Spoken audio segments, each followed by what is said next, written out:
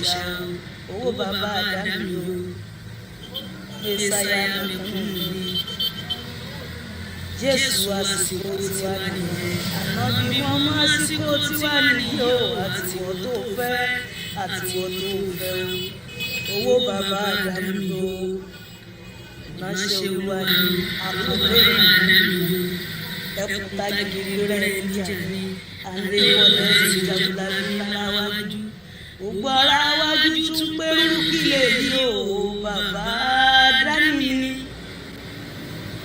ó nífẹ̀ẹ́ mẹ̀kúnnù wọn bá jẹ́jẹ́ ó nífẹ̀ẹ́ mẹ̀kúnnù wọn daṣẹ́ rú ó nífẹ̀ẹ́ mẹ̀kúnnù wọn bá gbogbo kàn jẹ́ òṣìṣẹ́ pé ló fún yín bá kí o owó bàbá dání o gbogbo ọmọ Yorùbá ṣe dédé nínú orí bá wà sọ ẹ̀dẹ́ kó o dé wá bá wà láyé gbogbo nǹkan yẹn tó ti bàjẹ́ Ọlọ́run bá wá dá padà ó làdìpèlé àdìpèlé rere ọmọ má kú mọ́ ẹ lójú o kàyà má kú mọ́ ẹ lójú àwa ta ní nífẹ̀ẹ́ rẹ ó káwa gan máa ń yìnbó mo kí gbogbo àwa Yorùbá nation ìdí agúnlẹ́sẹ̀ bùtẹ́rẹ̀ àwa bẹ̀ ọ́ àmbẹ̀lẹ̀ gbogbo ìjọba Nàìjíríà tí wọ́n lẹ́wà jẹ wọ́n tún lẹ́wà wọ́n tún tún kọ́ máa pa wá Ọlọ́run dákun wá gbà wá o wà ò lẹ́ni tá a lè ké mọ́ olùkọ́ tó lè dá wá ṣe Ọlọ́run wá ṣe ìwù wá o ká lékún ọpẹ́ ká lékún ọpẹ́ ká lékún ọpẹ́ ká lékún ọpẹ́ o làkọ́ lọ́wọ́ làkọ́ wọ́tà ìlànà ìlànà ẹ̀rọ ṣí ẹ̀ káàkiri bàbá dáadáa ṣe ṣe fún mi.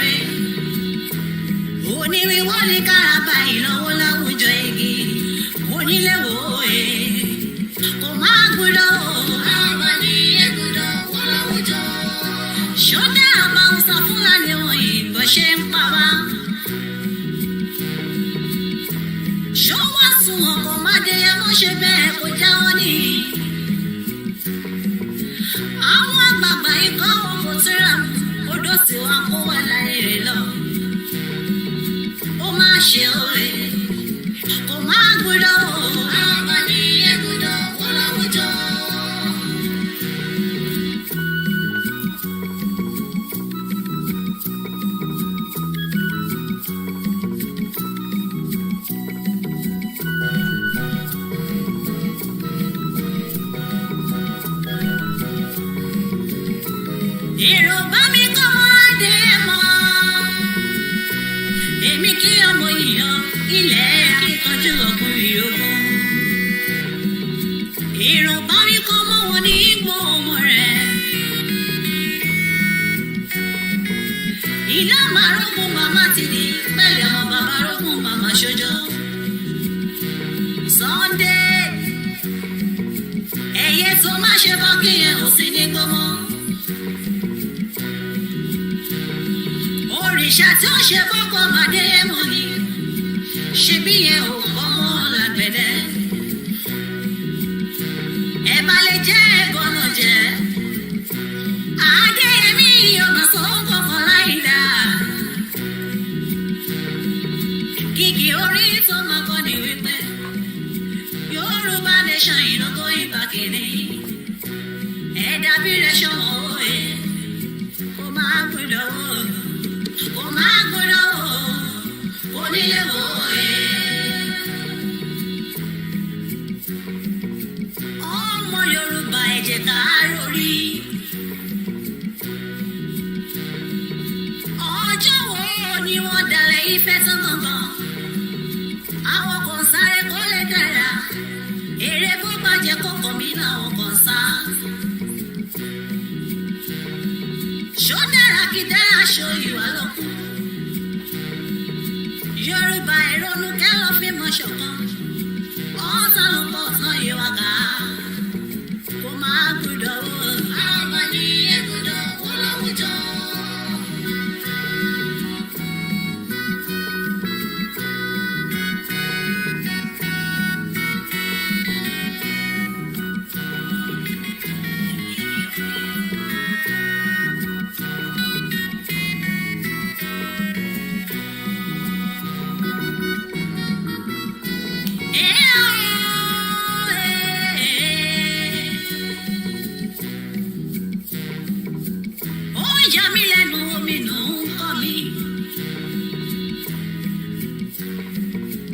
Ìdí táwọn àgbààgbà ìtàn kò fi lè sòdodo. Òtítọ́ wọn àjẹkẹ́ wá jọba. Ìrànlọ́wọ́ àgbààgbà ìgbèdánijọ́ kiri. Wọ́n máa ṣe òye. A very good evening and welcome to the Late Night Broadcast. Mo máa gbúdọ̀ àwọn ní ẹ̀gbọ́dọ̀ wọ́n láwùjọ. Mo kí gbogbo àti ń darapọ̀ aago 10:00 ló ṣẹ̀fẹ̀ lù. Gbogbo ẹni tó bá sọ pé super rally ò ní wáyé mo ní kẹ́ lọ tó tó ẹ̀dà nù. Ọba mẹ́wàá ìgbà mẹ́wàá yóò máa lò lé ayé. Gbogbo ìgbà tèmi àti Ìgbòho bá ń sọ̀rọ̀ ó ní kí n máa sọ fún yín pé sẹ́ kẹ́ lọ máa gbáradì. Lọ́balọ́ba lóye Yorùbá mo bẹ̀ yín ẹ̀ Èyí tó lè gbé wa jáde òun ni super rally tí gbogbo àgbáyé ń dúró dè. ṣayé ìṣiré kò bàjẹ́ láyé Olúgbọ́ kò má bàjẹ́ láyé Àrẹ̀sà. Mo kí gbogbo ọmọ káàárọ̀ òjíire kíbikíbi tẹ́ bá wà. Kò má torí sí ìbàjẹ́ òwe abẹ́ orí. Aago 6:30 ló lù ní Toronto àti New York City. Àrùkọ Yorùbá ó máa fọwọ́ rọ́ọ̀rì kú mọ́. Aago 10:10 ló ṣẹlù ní Japan. Ẹ bá ọ̀nà lọ́mọ kékeré kú sí. Woro sí woro, àdúgbò sádùgbò, super rally tó máa shut down gbogbo Nàìjíríà ní South West. Kiri òun lọ́pọ̀ lè lóko nílẹ̀ Yorùbá. Ọ̀pọ̀lọpọ̀ ń doubt Ìgbòho mo ní torí pé ẹ̀mọ́ tó ń pè ní Ìgbòho ni. Kíjokíjo lọ́dọ̀ ló mọ ìwà sáré kiri. Kò ní sọ̀rọ̀ kó má múṣẹ. The only thing that we need to show the international community is that we are ready, and that protest is going to be, the super rally is going to be one of the most important part of the movement. Ọmọ Yorùbá ẹ jẹ́ ká lélẹ̀. A kí gbogbo àwọn leaders wa nílé lókè ní gbogbo ibikíbi tí wọ́n ti ń darí ètò Yorùbá Nation.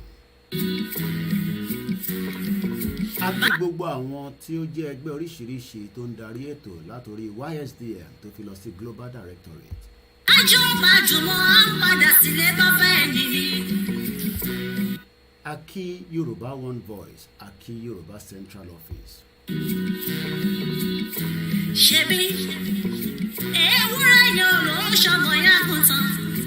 Alọ́bẹ̀ Aki gbogbo àwọn ọmọ ẹgbẹ́ OPC Aki Iba Gani Adams lógún ọ̀fẹ́ o.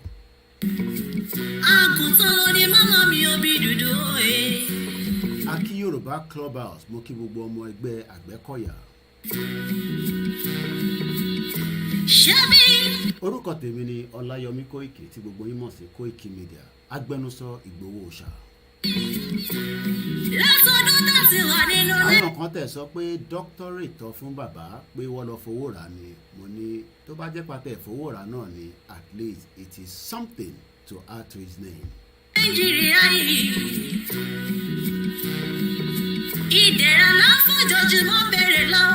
Yoruba nation is non-negotiable. It is a job that will be completed before 2023. Mo lọ bẹ́ẹ̀ mo kí gbogbo àwọn ọmọ ẹgbẹ́ Libya níbikíbi tí ẹ bá ti ń gbọ́ wa. Mo kí ní Chicago aago 4:00 ló ṣẹlù lọ́dọ̀ tí wọ́n lọ́hùn.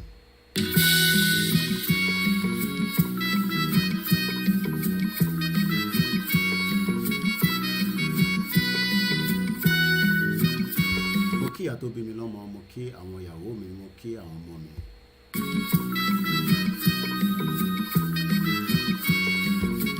Gbogbo ìgbà tí bá ti ń bá Ìgbòho sọ̀rọ̀ a máa sọ pé gbogbo ẹni tó bá ń dáùtì pé sẹ́ Super Rally ò ní wáyé oníkẹlẹ́ kó yẹpẹ̀ jẹ. A kí gbogbo ẹ̀yin tẹ́ wà ní Ìdíròkò, a kí gbogbo ẹ̀yin tẹ́ wà ní Sẹ́mẹ̀, a kí àwọn tó wà ní Benin Republic, a kí bàbá wa dáadáa Alànà Professor Banji Akintoye, mo kí Chief Mamule Yorùbá. Àsìkò ti tó ilé tó lọ òmìnira lọ́fẹ̀ẹ́. A kí gbogbo àwọn ìyá tí wọ́n ń gbọ́ ètò, akẹ́yìn bàbá tẹ́ ń gbọ́ ètò, akí alájì, akí alájà, a kí gbogbo ẹ̀yin tẹ́ wà ní Dubai ní aago 2:30. Oyè ń bẹ̀ the coordinator tí ó ń darí gbogbo Libya kò ní bàjẹ́ fún yín láéláé, mo kí ẹ ń bẹ̀ Àjàní Àjàlá, ẹ káàbọ̀ sórí ètò. Èmi ò ní jókòó síbí láti bí ọdún 3 ká ṣẹ̀ máa sọ pé àmọ́ tá à ń ṣe Yorùbá nation sẹ́ ó ti di ṣíṣe ṣe, ẹ lọ́ máa gbáradì fún Super Rally tó ń bọ̀. Eléyìí ò kì í ṣe rally lásán, àní fi gbogbo ẹnu sọ̀rọ̀. Àsìkò tí tó ilé tó lọ òmìnira lọ́fẹ̀ẹ́ o. Àsìkò tí tó ilé tó lọ òmìnira lọ́fẹ̀ẹ́ o. Àsìkò tí tó ilé tó lọ òmìnira lọ́fẹ̀ẹ́ o. But our historic memory includes the notion that the greatest days were under Ivan, Peter the Great, and Catherine the Great. In other words, when you could control your neighbors. And people don't want to be controlled anymore.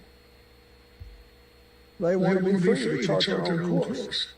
I'll never forget the first time a man with impeccable military credentials, the warden of Rhodes House, who was Admiral Viscount Montgomery's aide de camp in World War II, said, you're going to have to leave Vietnam.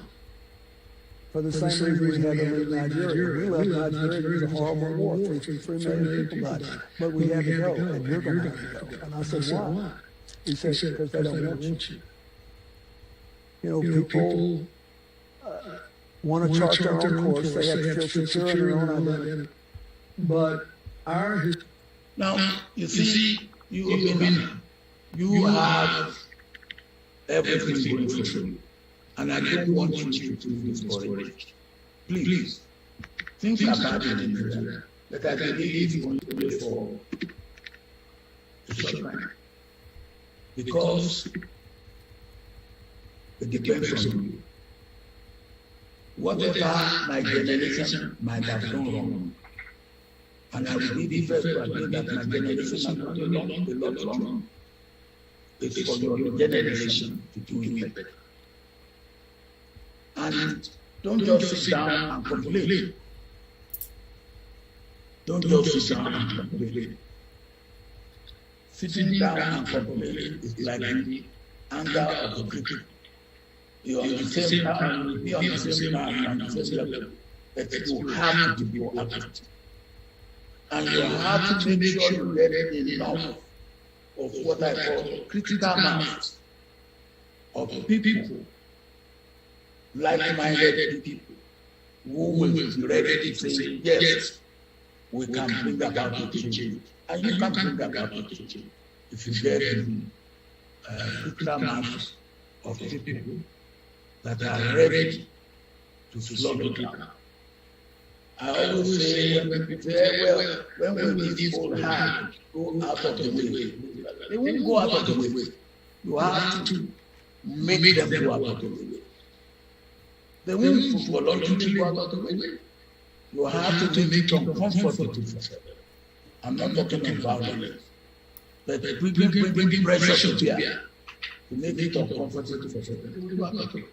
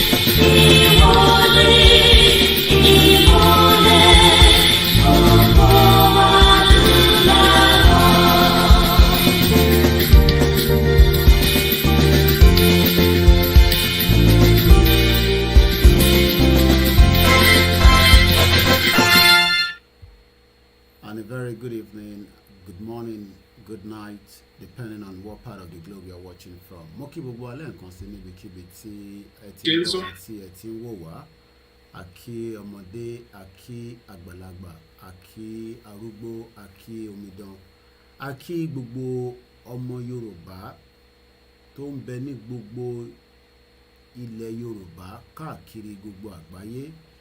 A kí gbogbo àwọn àgbàlagbà tí wọ́n tó ètò pé kí ìran Yorùbá kó bọ́ ní oko ẹrú. A kí àwọn àgbàlagbà kan náà tí wọ́n rò pé ìran Yorùbá gbọ́dọ̀ dá dúró gẹ́gẹ́ bí orílẹ̀-èdè. Orúkọ mi ni Ọláyọmí Kóìkì tí gbogbo wa mọ̀ sí KOKIMEDIA. I can also say that there is an ongoing Ìlànà Ọmọ Oòduà Canada town hall meeting tí ó ń lọ lọ́wọ́lọ́wọ́ lórí Ọmọọba Lànà àti Yoruba Kingdom TV and the rest as well. Ìkan díkan lọ́wọ́, as we say all the time, in tí a kàn sọ ni pé Yoruba Nation is an ongoing project, and that project is not yet completed. It's a project that needs to be shown to the world properly. Kò ń ṣe project a máa ṣe halfway nítorí pé ìran Yorùbá ò kì í ṣe nǹkan ní ààbọ̀. Ìran Yorùbá ló máa ṣe nǹkan tí gbogbo àgbáyé máa mọ̀ pé à ń ṣe nǹkan. Nítorí pé tí a bá ń sọ pé Yoruba Nation tá gbé dání is not a joke. It literally means it's not a joke. But ìdí tí kò ṣe ní jẹ́ joke òun ni pé we have to show that to the international community and the world itself how serious the movement. Kò ń ṣe tí a kàn máa sọ pé a fẹ́ gba Yoruba Nation without projecting it to the world, and we've done so in the last 3 years through our campaign, through different ways tí a fi communicate sí gbogbo àgbáyé. We've petitioned the government to the ICC because we want the world to know that we are not criminals. We have also taken the government of the day to United Nations to prove our case. So the journey is not pé àṣẹ̀bẹ̀rẹ̀, no. And maybe some of us thought it's just one journey that started yesterday. Yoruba Nation that we have been talking about has a process tí a ti ń bá bọ̀. And one of those process that gave almost every Yoruba sons and daughters the opportunity today láti lè sọ pé lótìtọ́ lódodo a mọ̀ díẹ̀ nípa Yoruba Nation. I don't know about a lot of people because since Yoruba Nation is a moving train, ìgbà tí wọ́n darapọ̀ will be different. We all join to understand the Yoruba Nation at different points. And more people will still join because since tí kò kí n ṣe ìrìn àjò ti èmi àti ẹnìkan, kódà àwọn tó disagree pẹ̀lú wa will join because orílẹ̀-èdè là ń sọ̀rọ̀ ẹ̀, kò kí n ṣe àdúgbò. And tá bá ń sọ̀rọ̀ orílẹ̀-èdè tí a dẹ̀ fẹ́ kó ní traction, there is a word called traction. Around the world, if there is no traction, á jẹ́ pé nǹkan yẹn ò tí ì di kàráǹgídá. And Yoruba Nation ṣe tí a máa ṣe ní ìgbà tí a bá ní à ń bò nǹkan mọ́lẹ̀. We have to really show it to the world properly. Kò ń ṣe nǹkan tá kàn máa sọ pé a fẹ́ Yoruba Nation tí à ń ṣe ní bá ti ṣe ń bá lọ yìí láti bí ọdún mẹ́ta tí àgbáyé fúnra rẹ̀ ò ní wá sọ pé ẹ káre, ẹ kúṣẹ́, nítorí pé àwa la máa ń ṣe nǹkan tílẹ̀ máa ń mì. Ilẹ̀ dẹ̀ gbọ́dọ̀ mì nítorí pé ìran tí ó fẹ́ jáde sí àgbáyé is not just any ìran. Ìran Yorùbá ti wà. Mo ń wá àwọn ìyá wa kan ní ibi tí wọ́n ti ṣe rally nígbà tí mo ń replay tí wọ́n ń tara pé kí ló dé tí ẹja Titus di 5,000 naira mọ́ wa lọ́wọ́, pé kò rí báyìí tẹ́lẹ̀. Ìdí tí a ní ṣe Yoruba Nation bígbà tí à ń bò mọ́lẹ̀. Yoruba Nation tá gbé dání is not something that we would keep behind the closed door. But something first trigger every one of us tó fi di pé lẹ́ni we are all buying into the Yoruba Nation movement.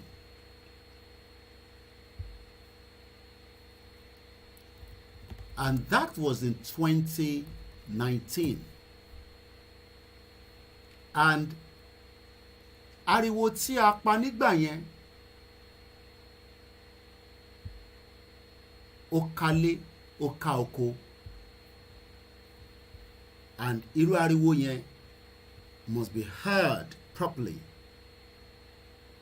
when we are coming out for the super rally. Ariwo yẹn jáde because it has a message not for you and me alone, but it was carried by the international community. And that is exactly what we are expecting nígbà tá a bá máa jáde fún super rally, because the world must now also be able to follow the event of things back home.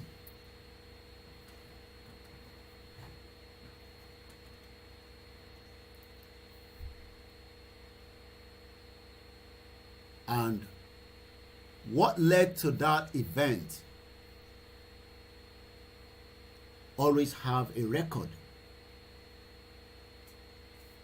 So when people are now saying all kind of different things, we must go back to the drawing table and ask ourselves, ǹjẹ́ in tó mú Yoruba nation tó fi ní traction? And I'm going to give us the definition of that word traction. Traction. Tó bá sọ pé nǹkan, Traction. the action of drawing or pulling something over a surface, especially a road or track, the grip of a tire. Tí àwọn ìyàwó wa bá fẹ́ bímọ àbáwọn girlfriend wa, ẹ rí pé moment tí traction yẹn bá dé, it pulls everybody, the nurses, the doctors, everybody on the floor, especially tó bá jẹ́ pé oyún tí ó difficult díẹ̀.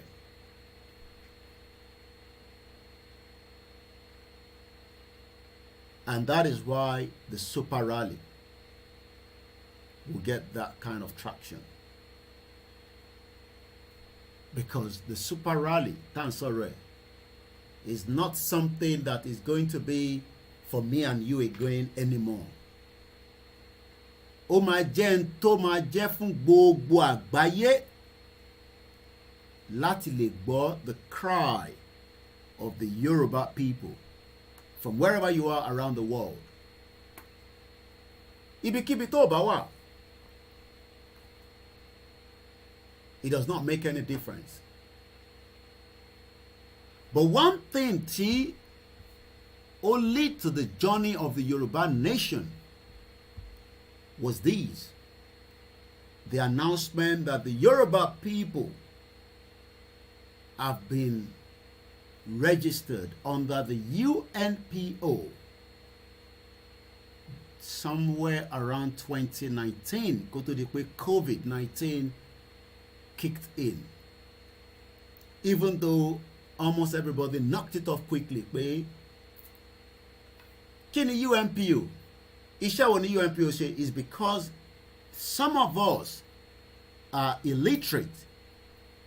Ẹlòmíì látijọ́ tó ti sọ pé UNPO yẹn kò padà lọ wo website UNPO pé kí ni UNPO tẹ̀ ń ṣe? Because that gave us a platform to communicate to the international community.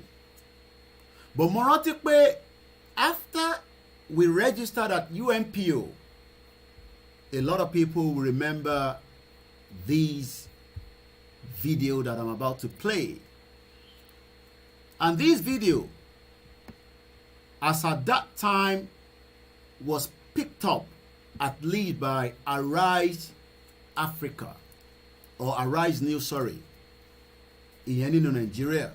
So that shows pé ariwo tí a pa nígbà tá register sí UNPO got a traction of the media at home, and the media at home and the international media should become preparing for our super rally.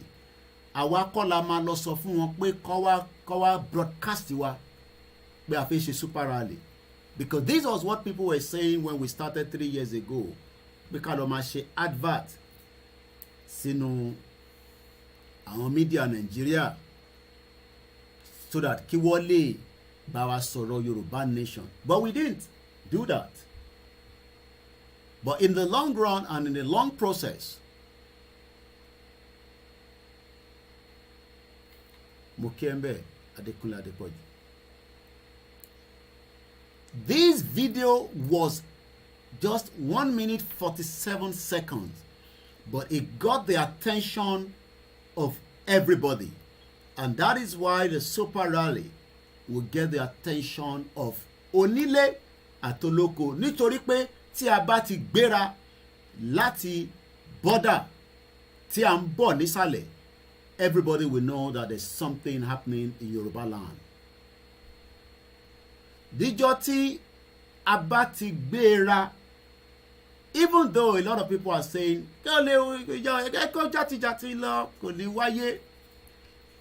you have the right to your views and opinions láti sọ pé kò ní wáyé. Ẹ lọ múra sílẹ̀. Àwọn kan ní mo sọ bẹ́ẹ̀ ní 2 months ago, mo ní ẹ lọ múra sílẹ̀ nítorí pé eléyìí máa yàtọ̀ sí rally Èkìtì, ó máa yàtọ̀ sí rally Ìbàdàn, ó máa yàtọ̀ sí rally tèkó tí wọ́n jẹ́ ká rí ṣe, ó máa yàtọ̀ sí rally ti Oǹdó, ó máa yàtọ̀ sí gbogbo rally tí wọ́n ti ń gbé lọ sí gbogbo gbèríko. Mo kí ìyàwó Agbémilékè. But one thing tí mo fẹ́ ká take note ni pé 2019 in tó mú ọ̀pọ̀lọpọ̀ yín mọ̀ nípa Yoruba nation was also this. The Yoruba-speaking tribe of Nigeria has been accepted as the 45th member of the Unrepresented Nations and Peoples Organization. Leader of the Yoruba World Congress, Professor Banji Akintoye, says the membership represents a very important step in the collective quest of well-meaning Yoruba people to achieve the goal of dignity and self-determination.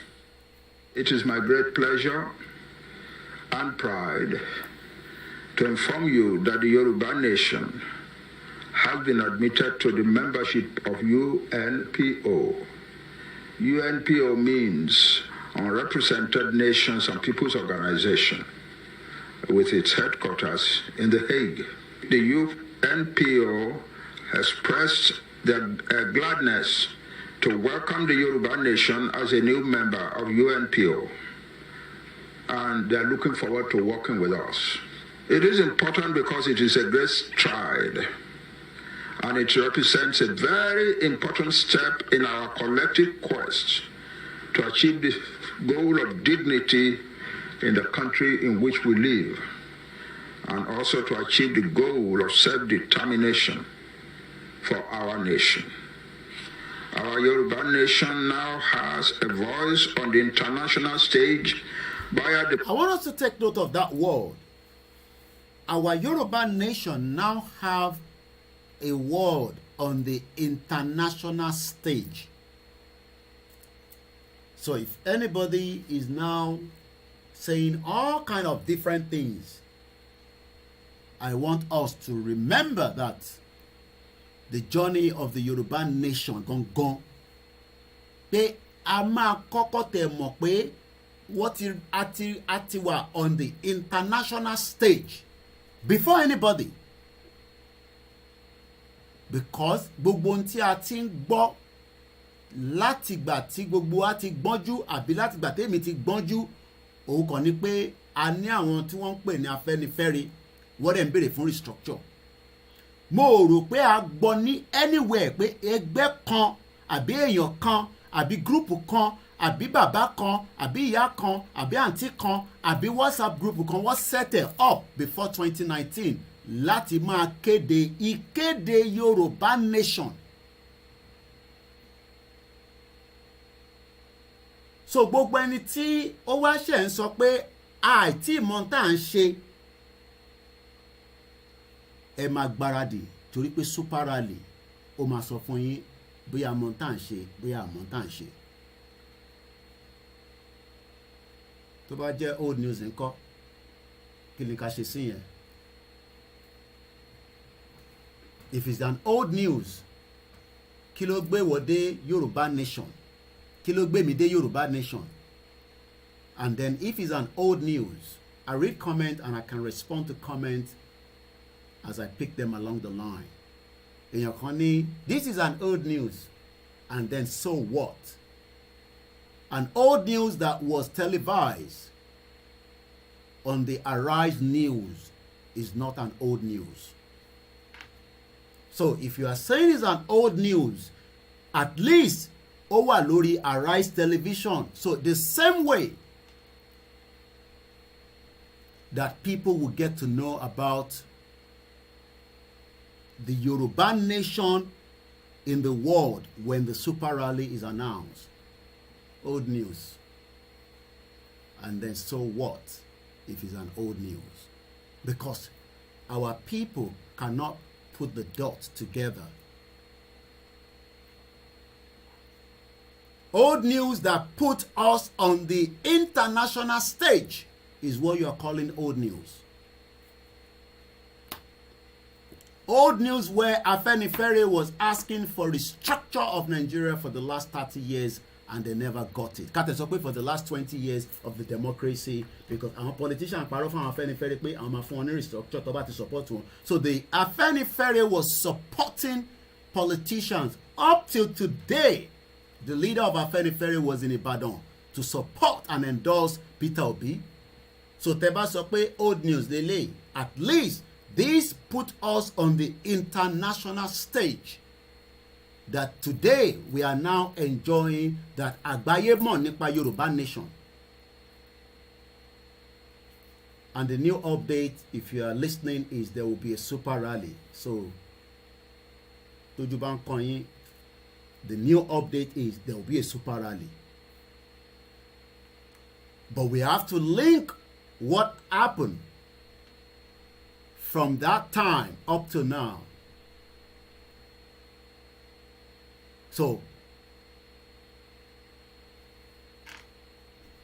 let's go back and listen a little bit more.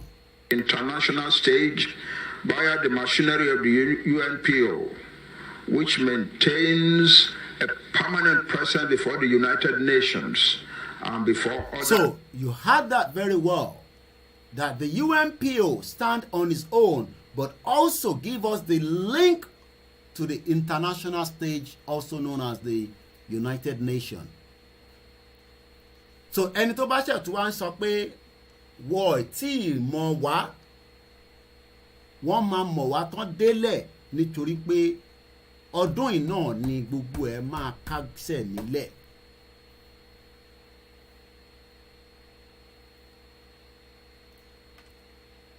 Aṣọ́pọ̀lọpọ̀ ọdún, let's go. Happy birthday to you. International agencies like the European Union, the African Union, the United States government, and the governments of various other countries across. I just want us to remember these. That's why I took us down there. Because ọ̀pọ̀lọpọ̀ wa ẹlòmíì ò tẹ̀ dé website UNPO rí látijọ́ tó ti register. And there they say it's an old news. But at least it is there. And this is the record that some of our Yoruba brothers and sisters, fathers, uncles, wọ́n ṣiṣẹ́ takuntakun behind closed doors nítorí pé èmi ò mọ̀gbà tí wọ́n fẹ́ lọ register. Ìwọ náà dẹ̀ mọ̀. But lẹ́ni nísìn is the fact is there and the record is there. So pé èèyàn kan ṣe máa wá náà fẹ́ rubbish Baba Akintoye irọ́ lẹ pa. You won't be able to do so You cannot rubbish him, because he was working with a team. Whether we know all this team or not, the fact remains that August 20, 2022, this information was on the website Happy Birthday Miss Good, Ashopolopodun, and the rest of those that are celebrating their birthday this month. The UNPO welcomes a member meet the Yoruba World Congress. The General Assembly of the Unrepresented Nations and Peoples Organizations saw the UNPO welcome 5 new members. The 4th new member to be welcomed was the Yoruba World Congress, as at the time then, representing the Yoruba people of the West Africa. And up to this morning, I follow them on Twitter, because a lot of people can do their media. Do you also go and do your own bit of understanding about self-determination, or do you just learn it from some of us?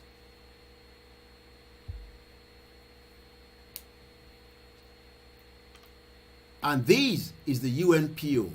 What am I gbàlejò tó pọ̀? Because by the time the Yoruba people are coming out, and should the government, Ashopolopodun Yawa Sarah Oyelowo, if the government is going to take action against us for our right to self-determination, it would also pop up on some of these international platforms.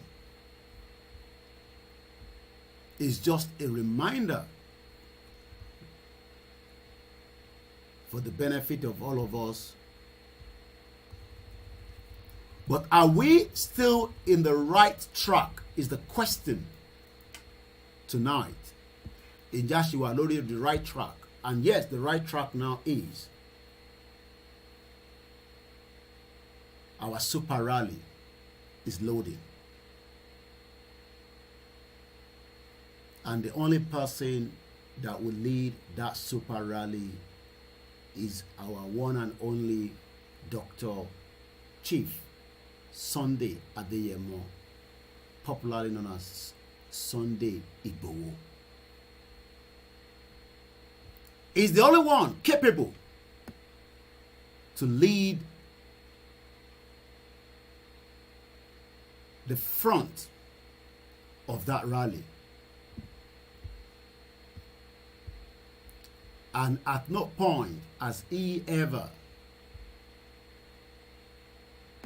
either from the view of those that have tried to rubbish him, because it seems now that everybody seems that they can rubbish the man. They can't.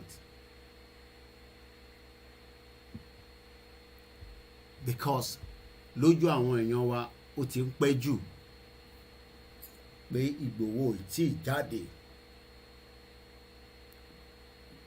Kódà ọ̀pọ̀lọpọ̀ gan ti sọ ìrètí nù nítorí pé lákọ̀ọ́kọ́ tẹ́lẹ̀ ìyà ti mọ́ yín lára.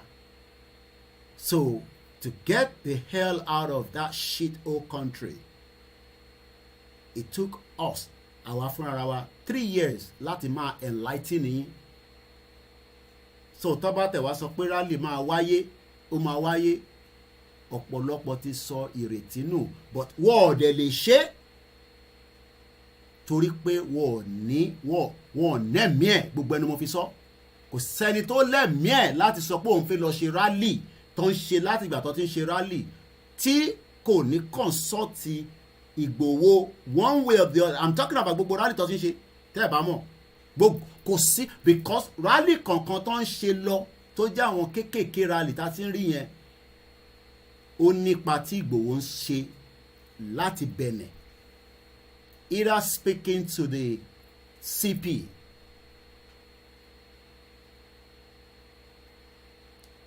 either speaking to each of the commissioner for police ìyẹn ní ilẹ̀ Yorùbá, nítorí pé àwọn ọlọ́pàá tó ń bẹ nílẹ̀ Yorùbá ọ̀pọ̀lọpọ̀ wọn mọ̀ pé lótìtọ́ lódodo we have the right to peaceful gathering, but àwọn calls kankan máa ń wá láti òkè, láti DSS, láti state kìíní kan, NIA, láti military, láti suppress gbogbo ọmọ Yorùbá tó ń jáde tẹ́ ń rí yẹn.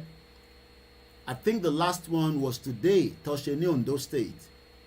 Èyí tó ṣe before Ondo was Kogi.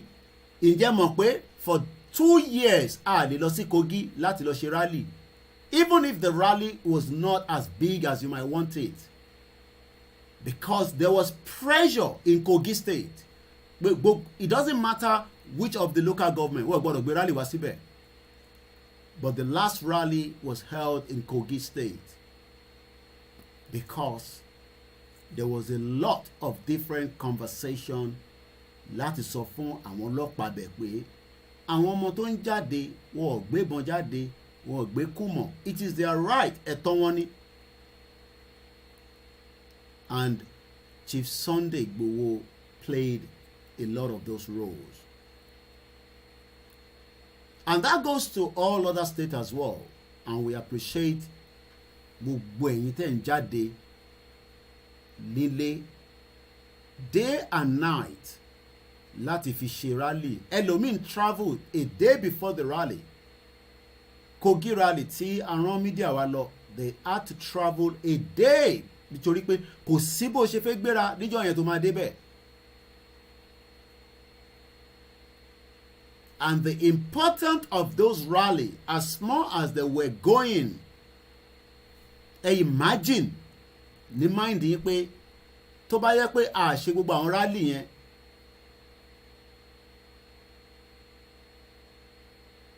gbogbo rally tá ti ń ṣe in the last 6 months back, tó ń ṣe continuously léra back to back from one state to the other.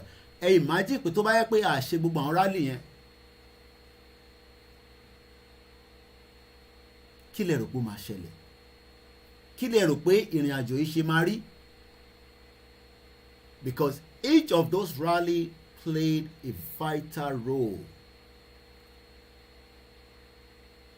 in the movement.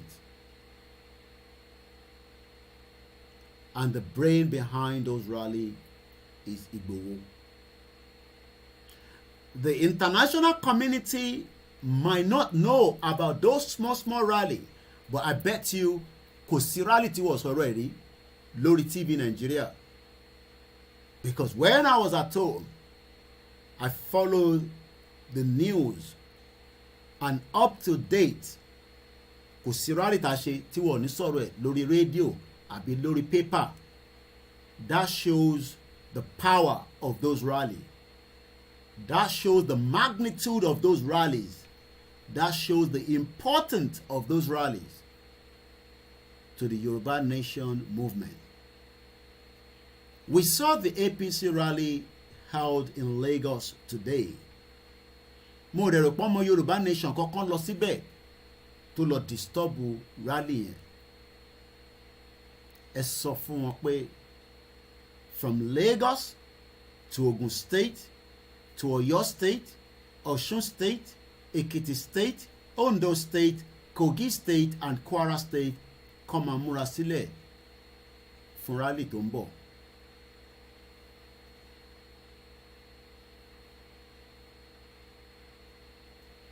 Kí wọ́n lọ máa múra sílẹ̀ fún rally tó ń bọ̀.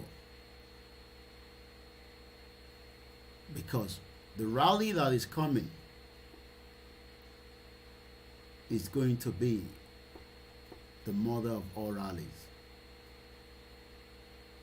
And in tó bá ti mú agbéra láti Benin Republic coming down, the world will know that the Yoruba people are ready. Tabati signal láti Benin Republic, because that's where we're going to move. From the borders all the way down to all the Yoruba land when we get that announcement of the date. From cities, from our villages, from our communities, it does not matter how tiny, how small they are, then the world will know that, wow, that something is going to take place in Southwest.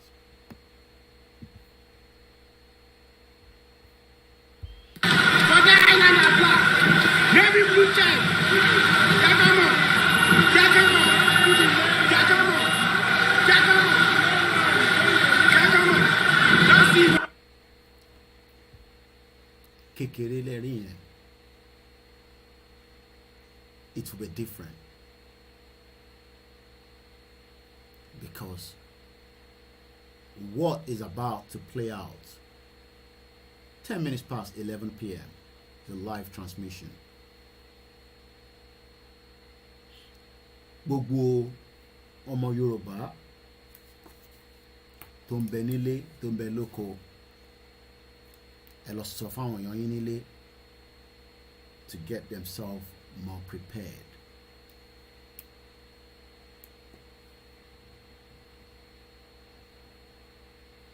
This is not going to be a joke.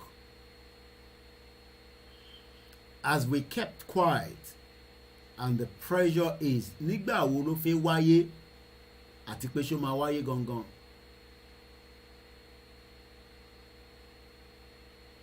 Asat an hour and a half, literally not even an hour before I came on air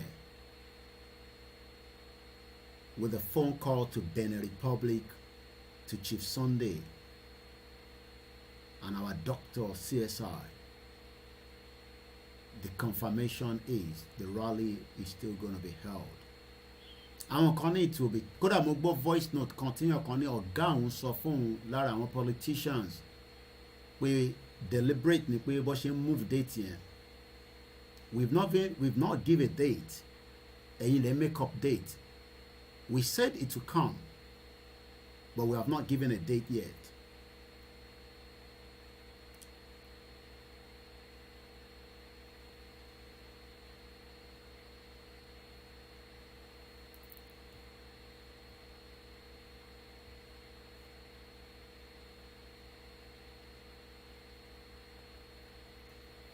And that means that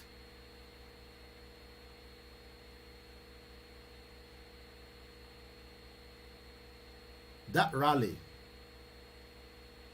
as we have been told, is going to be different completely. What is ṣàlàyé fún wa lọ́pọ̀lọpọ̀? We rally tí a fẹ́ ṣe this time around kò ń ṣe àwọn bíi rally tàti bá bọ̀ tẹ́lẹ̀. This rally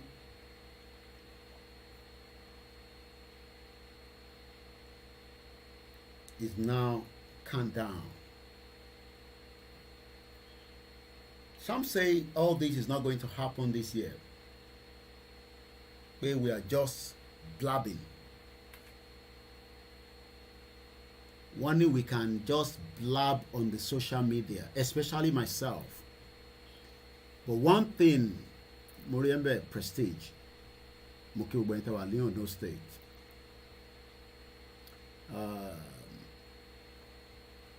I don't know about that Oko filling Lagos because I was not briefed. So if you are going to have an event here, the social media, how do you ṣe àjẹnimí tí máa fi mọ̀ pé wọ́n fi ṣe rally ní Oko filling in Lagos State? So it is your responsibility to have told us that you are having a rally, and I would have sent somebody without taking a dime from you. Because gbogbo bí táwọn àwọn àlọ́ mo rò pé mo ní kí èèyàn kan fún mi lówó. Àwọn tá a ní kó support àwọn ọmọ gan at some point. Kò tó iye tí mò ń fún àwọn ọmọ mi tó bá jáde. For each time they go out, we look after them. So I cannot talk on that.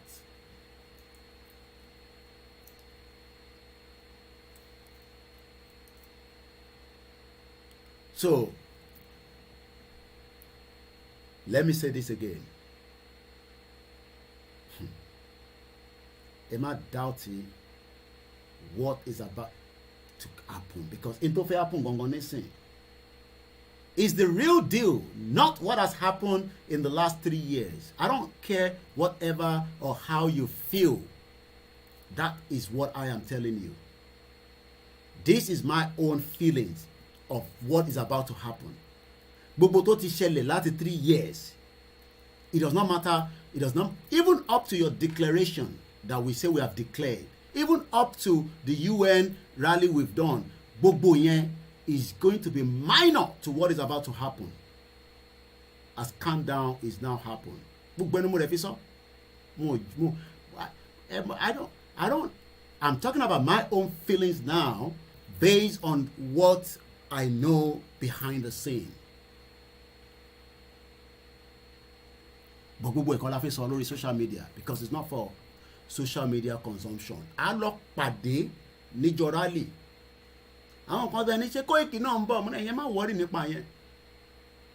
I am going to be here from the media perspective. But ẹ lọ sọ fún gbogbo ẹni tó ní pé kíní yìí ò ní ṣe é ṣe pẹ̀lú ọ̀rọ̀ rally yìí, ẹ lọ sọ fún ọ pé kó tutù ẹ̀ dànù.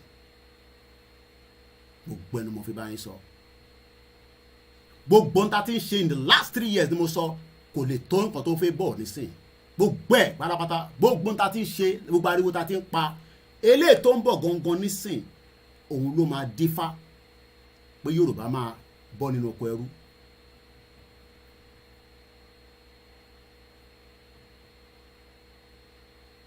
It does not matter whatever has happened in the last 3 years. Up to what happened on Monday with the declaration. Rally gangan ta fẹ́ ṣe òun gangan lágbàáyé máa fi mọ̀ pé yes. Gbogbo pé wọ́n pé àní lọ yẹn. Because amílẹ̀ kìkìkìkì because tẹ́ a bá ti gbéra láti Benin Republic ẹ mọ̀ pé nǹkan ń bọ̀. Ẹ mọ̀ pé mìmí ń bọ̀ tá a bá ti gbéra láti Benin Republic. Àwọn kan náà máa dè wá lọ́nà wọ́n máa dí wa lọ́nà máa ṣe kìíní kan àní wàá mọ̀ pé bìtìbìtì ó ń bọ̀. Bó bá dẹ̀ ṣe ń bọ̀ láti Benin a máa jáde ní Kogi a máa jáde ní Ondo wọ́n máa block gbogbo ibi tó bá jẹ́ ká block. Ẹ lọ múra sílẹ̀ torí pé tí wọ́n bá ti fún wa ní date láti Benin Republic in tó bá ti mú mi ìjọ tí bá ti lè jáde tí mo sọ pé ìjọba ìnirálì yẹn kẹ́ mọ̀ pé bìtìbìtì ti jáde. Mẹ́wàá máa ṣẹlẹ̀ nǹkan máa mì àgbáyé nínú omi wọ́n mọ̀ pé ọmọ Yorùbá ti jáde nínú Nàìjíríà.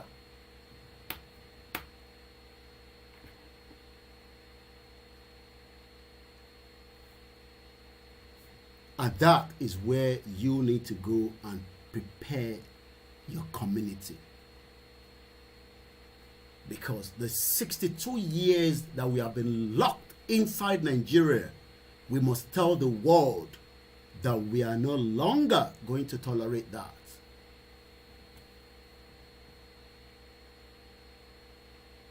Nítorí pé for every time I put that question to Chief,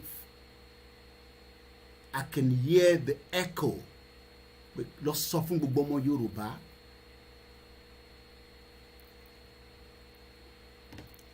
We call lọ múra. Because eléyìí ò kìí ṣe rally tí government máa dẹ́rù bà ọmọ Yorùbá. Tí à ń béèrè fún one thing alone. Our right to self-determination.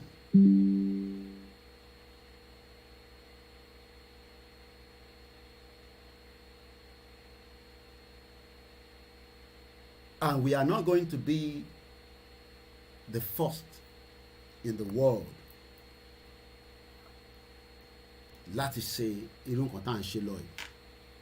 It has been done before and I've already done presentation around it before. In 19 1969, if I'm right with my information, but I can Google it behind the scene. This was what happened in France. 1969. Èrò lẹ́rìn yẹn tó ń béèrè fún ẹ̀tọ́ wọn. Bẹ́ẹ̀ni, rally tó ń gbé rally mi. Tí a bá ti announce pé èní ni rally o, ọ̀la ni rally o, that will tell the world that we are almost giving them the final lap. Ọ̀pọ̀lọpọ̀ fẹ́ mọ kúlẹ̀kúlẹ̀ tó fẹ́ ṣẹlẹ̀ nínú rally, wàá láti lọlé àbí kó fara balẹ̀ títí dìgbà yẹn. I am not going to be giving you ǹtẹ́ máa ṣẹlẹ̀ ní rally lélẹ́yẹ ǹtẹ́ máa no. Wọ́n ní ẹni tí Ṣàngó tójú ẹ̀ wọlé àbí bẹ́ẹ̀ ṣe máa ń sọ kọ́ ní àbí okay àpáwà Yorùbá ẹ ṣé jàre àwọn èèyàn ní they are ready and they are not panic, and I don't want anybody to be panic. It's for the good of us to get the hell out of the contraction of the 1914. It's not to put anybody in panic, but to prepare our mind.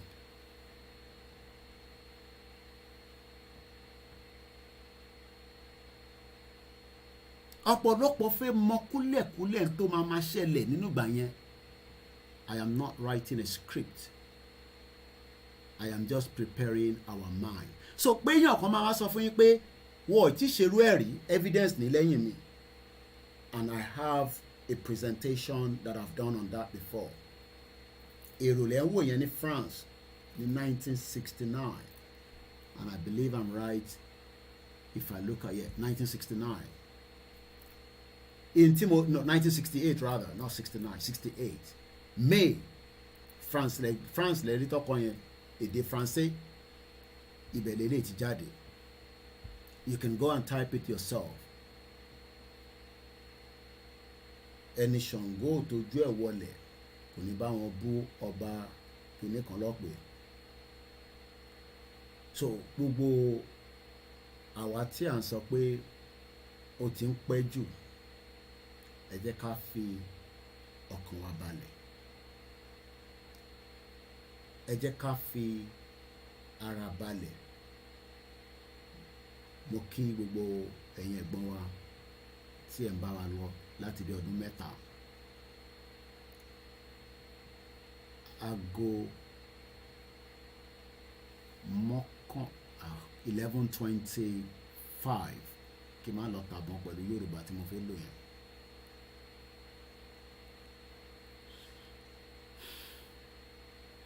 Ẹ rí pé mo mí kanlẹ̀. Echo yẹn mo kàn ń gbọ́ padà. Each time tí bá ń sọ̀rọ̀ rally yẹn is the echo that gets back, because tí bá ń béèrè lọ́wọ́ Dr. CSI, I don't have a doubt, but sometimes I do ask. Thank you for the super chat,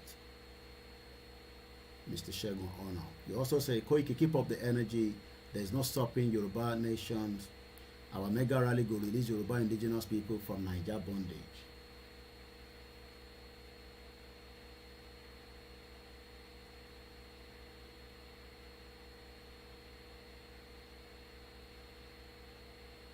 The Yorubas, Moki and Darapamawa, just raising, I say good evening. Moki Aregbeshola Mayowa, Bright Alabi, good evening.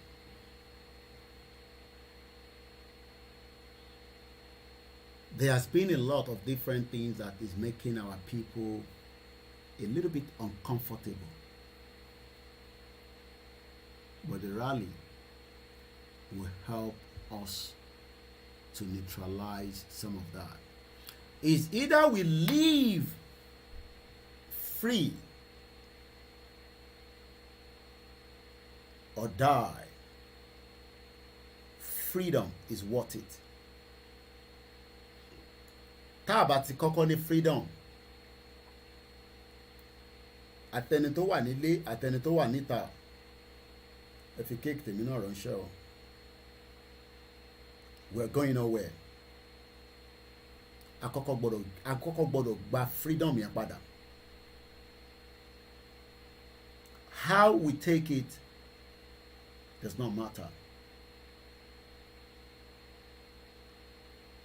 But the freedom must be taken back.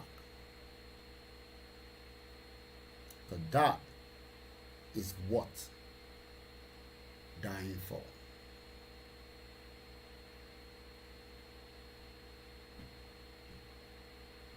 And the way we can take this freedom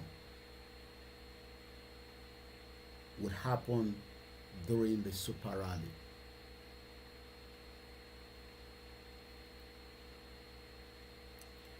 Bá ṣe máa gba freedom yìí ó ń bẹ nínú super rally.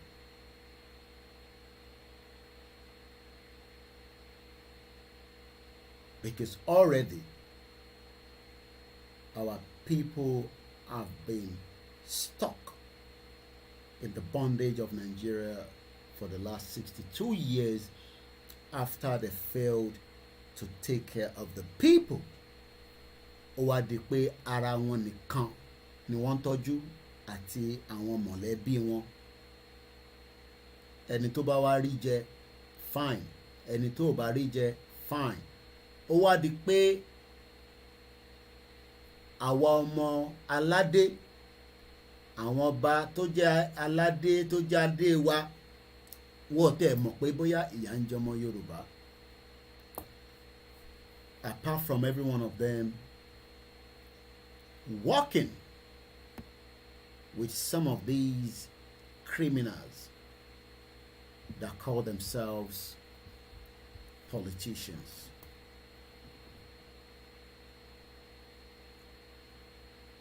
With all kind of smiles around their face.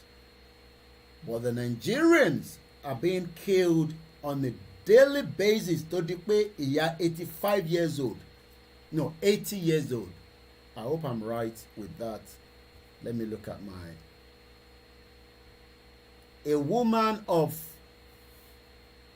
85 was kidnapped in Kogi State. Bí a nígbà tó fi lọ kírun àsùbá, tèmi sọ fún yín pé ọ̀rọ̀ ẹ̀sìn kọ́ la gbé dání. Kidnappers demand 10 million naira for 85-year-old grandmother that was adopted while praying. This is in the Nation newspaper. You can go and read it. And we have all these criminals behind me there that are meant to protect our communities, to protect our people from the danger of the species of the Fulani terrorists. Tó fi di pé even in Lagos, a young boy, I don't have to play this video has gone in circulation, so I'm not going to bring anything that will bring our page down before the super rally. And I've warned all our team. Even their write-up should be very, very careful now, because there will be a lot of transmission on our platforms as at the time the super rally will be held.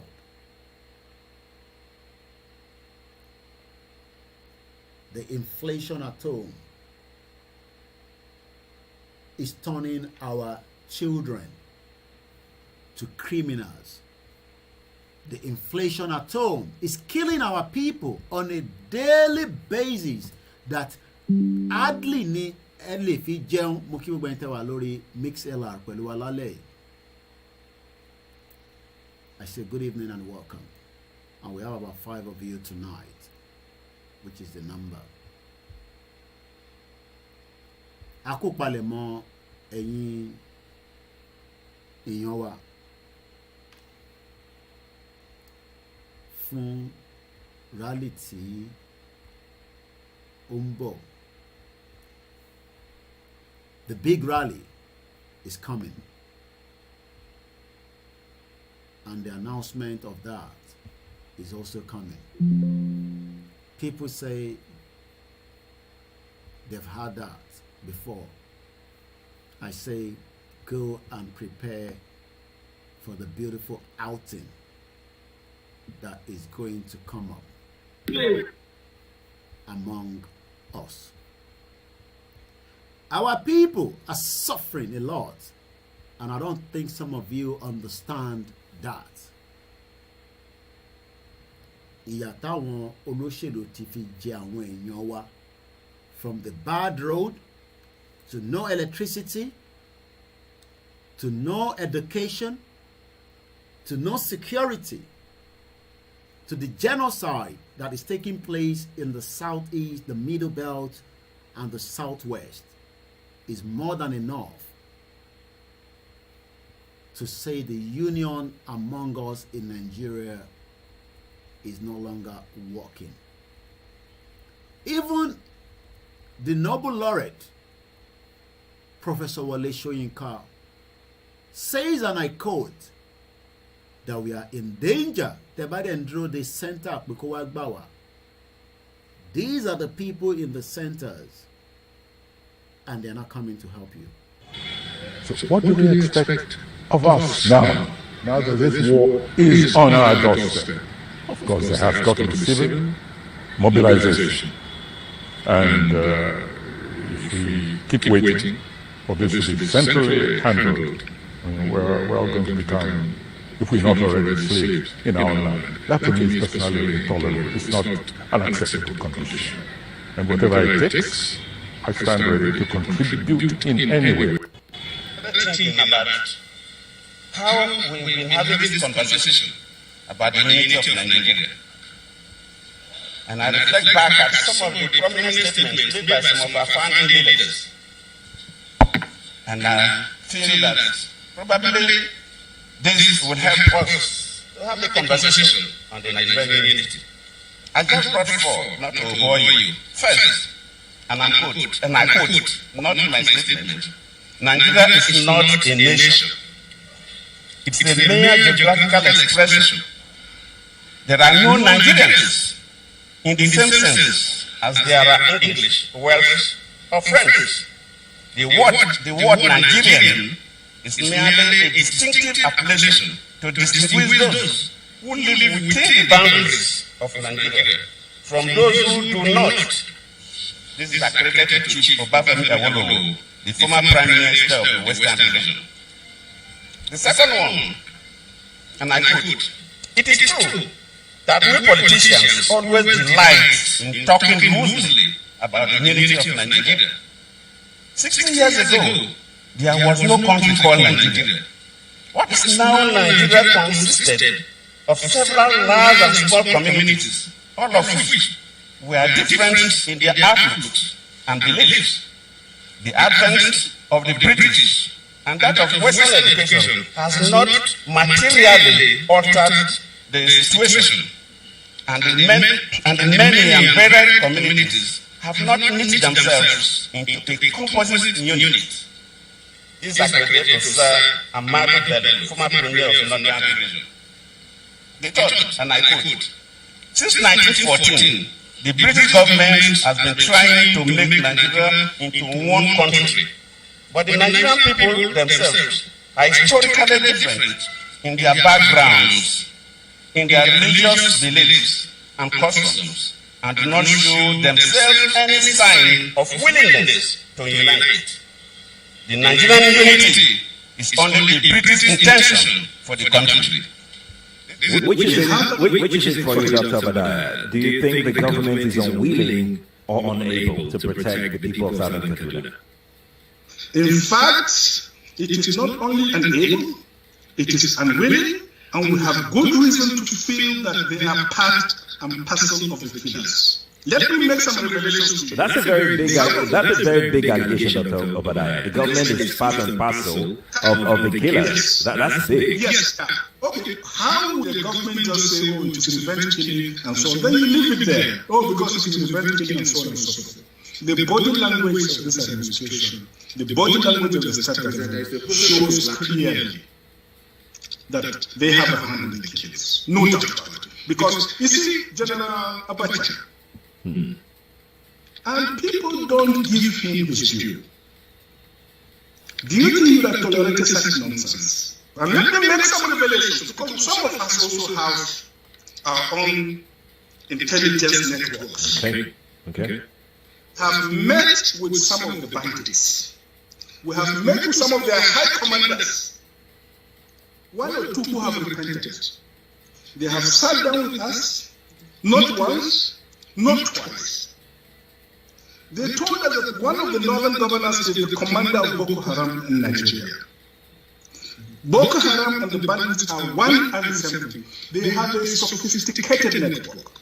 During this lockdown, their planes were moving up and down as though there was no lockdown.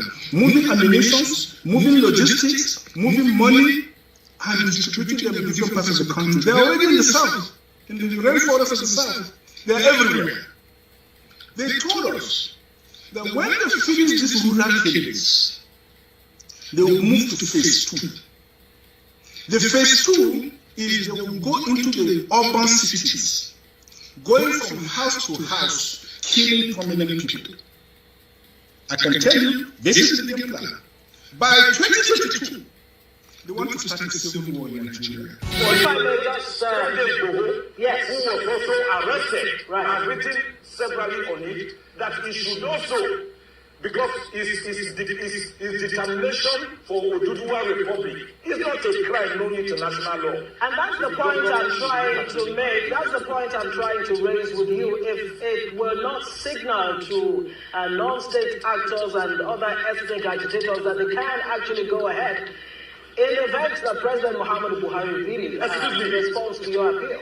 Excuse me, yes. You and I, we are living in Nigeria. You are talking about harmless people who are not armed. Are you not aware that in this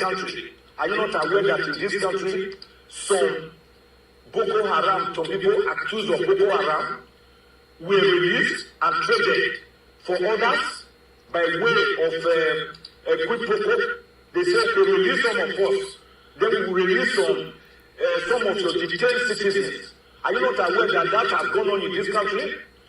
So what is the bad precedent of saying a non-violent person should be released from detention, from illegal detention? A detention that the United Nations has been found to be illegal and to be unconstitutional and to be torturous.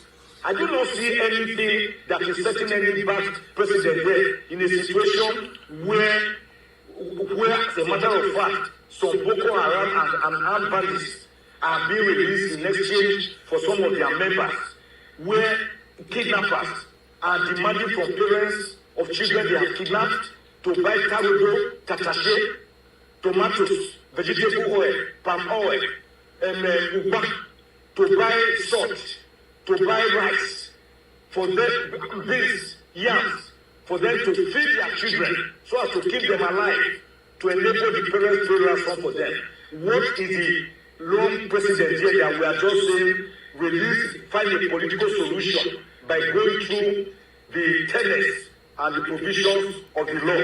I do not personally see anything wrong with that at all, and there's none that I know of. And I cannot see it leading to any floodgate or any resurgence by other people coming to say, criminals coming to say, you must also give me reprieve. If it does not happen that way. How many Nnamdi Kanus do you have in Nigeria?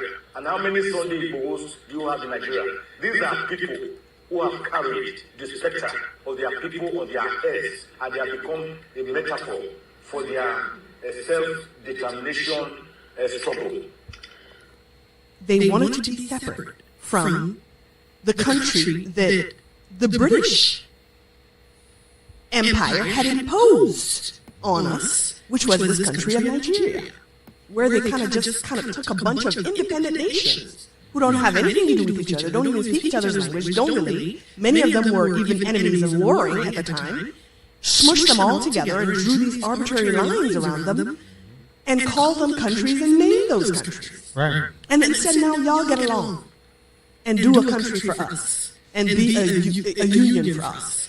And then go through, contentious, bloody independence processes that never really yield any real independence. You're still part of a commonwealth afterwards. True. And you have the eternal meddling in your affairs and the eternal extraction of your resources. And the eternal fomenting of divisiveness and infighting in order to be able to control you. This is what an oppressor does, a colonizer does. These are tactics and strategies of dominance. Right. We were subjected to that as a larger unit of Nigeria was going to be included very, very rich oil reserves. And the British were not going to let go of that. Wow.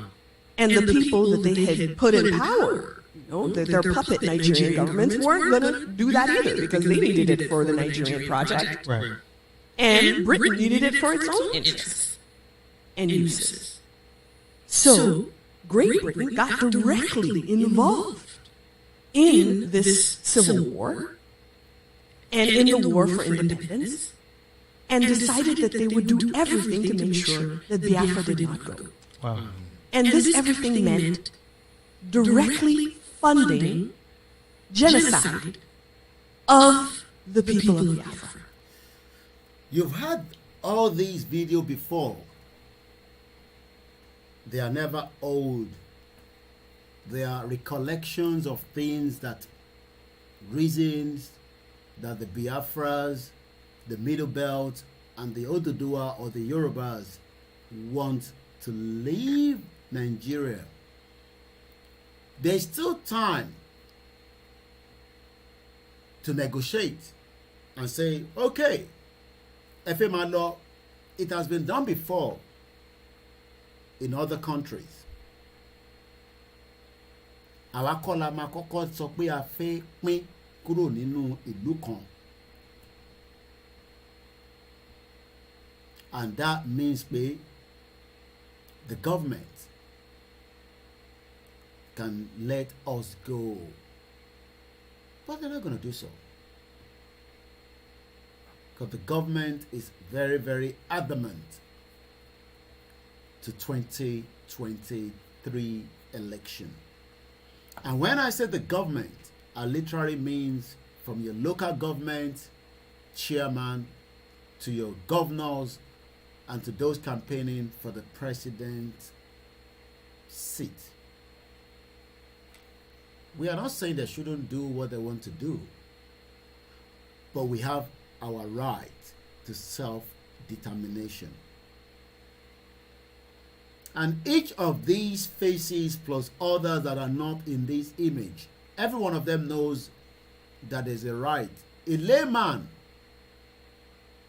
in Yoruba land, Leni, wale mamo.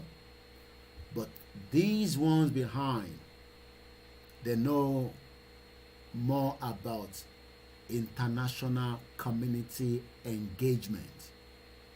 You might think they are stupid or they are not aware of what is going on.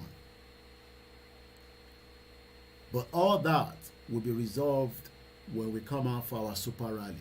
But I want us to hear this man and let's hear what he has to say. Coming on. This is what Buhari is doing. And when we see the attack from Benue Plateau down to the southeast, these are the hardcore, strong areas of Christianity in the south of Nigeria. When they are reducing strength, ask me, what are Nigeria people doing in the southeast? People in the north have been warning me that we are talking about election. Something much more serious is coming. Because he woke up one morning and declared a state of emergency. His herdsmen have taken over the whole southeast. Our people will wake up and you don't even know where to run to. You won't remember that Peter Obi or Atiku, anybody is running for presidency. He has a different agenda. This is why he's not interested in the killings in his country. Killings will be happening and he jumps into a plane to travel abroad. Is that there is a process of Islamization coming on. This is what Buhari is doing. And when we see the attack from Benue Plateau down to the southeast, these are the hardcore, strong areas of Christianity in the south of Nigeria. When they are reducing strength, ask me, what are Nigeria people doing in the southeast? People in the north have been warning me that we are talking about election. Something much more serious is coming. Because he wake up one You heard what he said very well there. morning and declare a state of emergency. People in the north are warning him. But our people, àwọn èèyàn wa tí wọ́n campaign, wọ́n warn àwọn náà, but they're not going to listen. Mo kí ìyá wa Grandma Comfort Adeleye, welcome on board. And welcome to the program. Herdsmen have taken over the whole southeast. Our people will wake up and you don't even know where to run to. You won't remember that P2B or Atiku, anybody is running for presidency. He has a different agenda. This is why he's not interested in the killings in his country. Killings will be happening and he jumps into a plane to travel abroad. Is that there is a process of Islam. There's a process of Islamization that is coming. You might say it's not going to happen. Koiki kan exaggerate nítorí ẹ fẹ́ Yoruba nation àti mọ̀rú yín. Ẹ kàn exaggerate ní ẹ fẹ́ jẹ́ kí Tinubu di president. Torí pé ẹ fẹ́ stop agenda Tinubu. Kódà àwọn kan tẹ̀ tún sọ pé a fẹ́ lọ ṣe 2023 oríṣiríṣi ni olúkálùkù ń sọ, but that's entirely up to you to say whatever you want to say. But one thing is, the agenda tó wà lórí table ó ju or election law. This man is telling us that once of only not pé ẹ̀yin sọ̀rọ̀ election tí wọ́n ti kó herdsmen, Boko Haram, ISIS, ISWAP, so many videos that we cannot even show you because of the social media rules. But a lot of you see these videos, circulating on the WhatsApp. At least some of them get through to Twitter, because Twitter is a bit, but we cannot show all these videos. But a lot of people are there shouting 2023. Ẹ ń pè mí lókàn tí wọ́n ti ń jí ń gbé láàrin Èkó ní Lekki Peninsula. Àbẹ́ ẹ̀ tí rí fídíò bọ̀bọ̀ yẹn. Àwọn mẹ́jọ tí wọ́n kó pẹ̀lú ẹ̀ nísìn. Àwọn èèyàn ti dèrò èrò ọ̀run. Tí wọ́n ń ṣe jàǹbá ní South East tó ń pa àwọn ọmọ Biafra lójoojúmọ́. Ẹ̀yin sọ̀rọ̀ election tí Màláfíà sọ fún wa láìpẹ́ pé ọ̀rọ̀ election kan ló kàn níbi tí a dé nísìn. Ọ̀rọ̀ tó wà ńlẹ̀ nísìn òun ni pé ká yanjú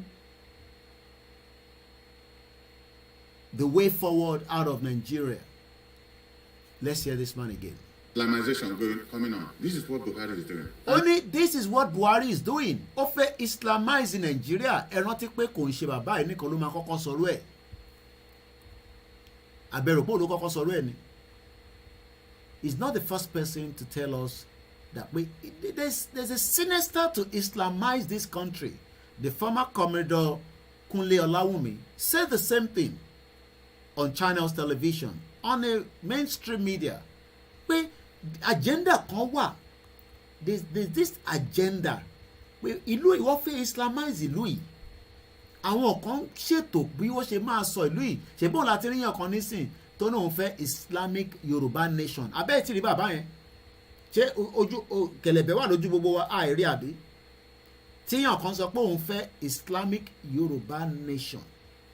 And the question is, ṣé bí rakati àyẹn làwọn fẹ́ jókòó tì kí wọ́n kó wàhálà kọ́ kó ṣẹ̀kẹ̀ṣẹ̀kẹ̀ táwọn èèyàn wa ò lè sùn tí wọ́n ò lè wo? Everybody knows this. So why ta ṣe wá ń pretend bígbà tí a mọ bó ṣe ń lọ, tí a wá ń pè pé ẹ jẹ́ ká dá dúró gẹ́gẹ́ bí orílẹ̀-èdè. Ìyẹn mi pé a ní bá neighbor wa ṣe. We will have good cordial relationship pẹ̀lú àwọn neighbors wa. Wọ́n ní no, wọ́n ní ẹ fẹ́ jẹ́ kí Tinubu débẹ̀. Bóyá ìgbà kan kọ́kọ́ ní PDP ló rán wa ń ṣẹ́ pé bí à ń ṣiṣẹ́ fún PDP. Ìgbà tó yá wọ́n tún nìyẹn pé bí à ń ṣiṣẹ́ fún PDP, bí à ń ṣiṣẹ́ fáwọn olóṣèlú kan. Ṣé ọ̀rọ̀ tó wà nílẹ̀ yìí, ṣé ọ̀rọ̀ Tinubu lọ̀rọ̀ tó wà nílẹ̀ yìí? Ọ̀rọ̀ tó ń bẹ nílẹ̀ ń ṣọ̀rọ̀ Tinubu mọ́. Ọ̀rọ̀ ká kọ́kọ́ du ẹ̀mí ara wa, ká dẹ̀ du identity wa. It's not about sentiments.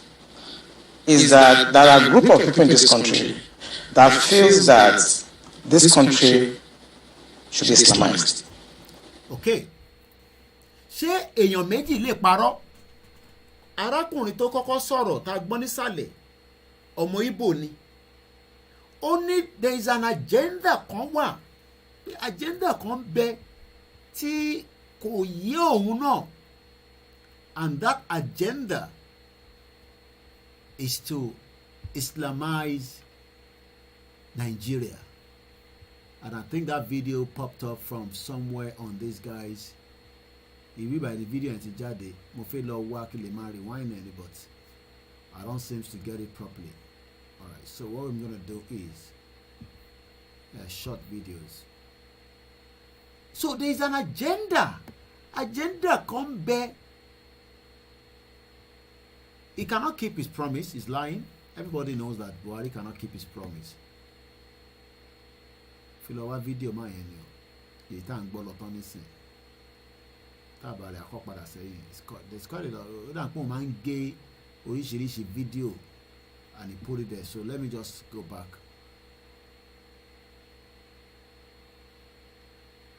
And just stick to the one I have and manage that.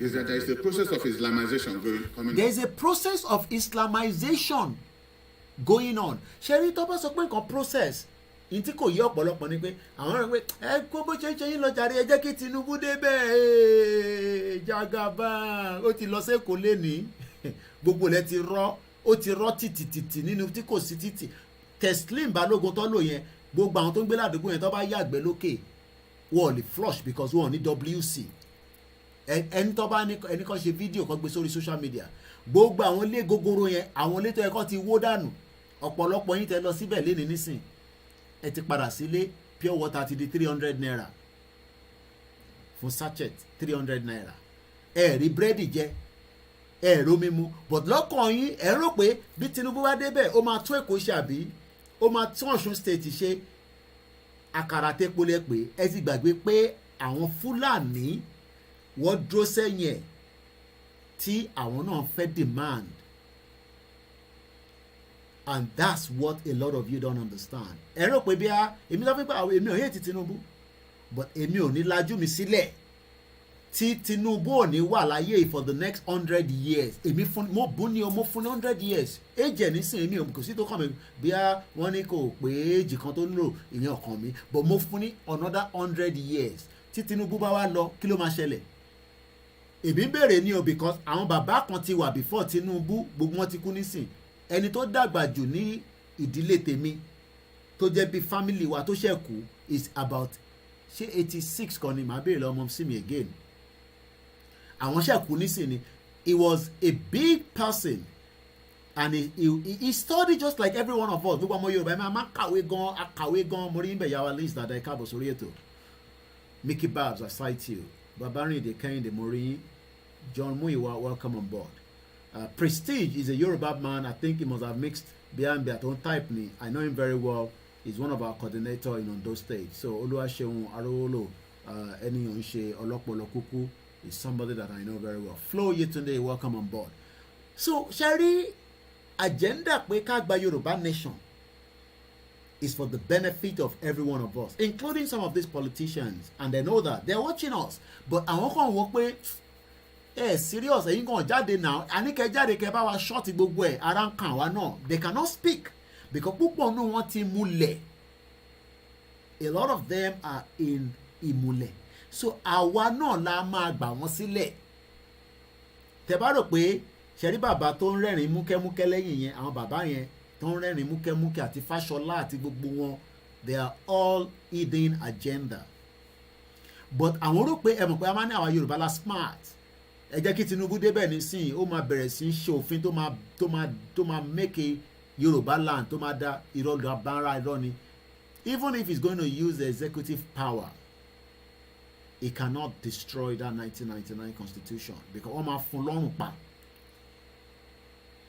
because there are people within his government that will not allow him to change the course, and there's so many of them. Àwọn kan wà irú former governor of CBN and the former emir Sanusi people like that adákẹ́jà ni wọ́n pọ̀ bẹ́ẹ̀. Ẹ rò pé inú Dangote máa dùn pé kí Tinubu débẹ̀ kó wá change direction tí àwọn málà tí wọ́n ti tò fóun.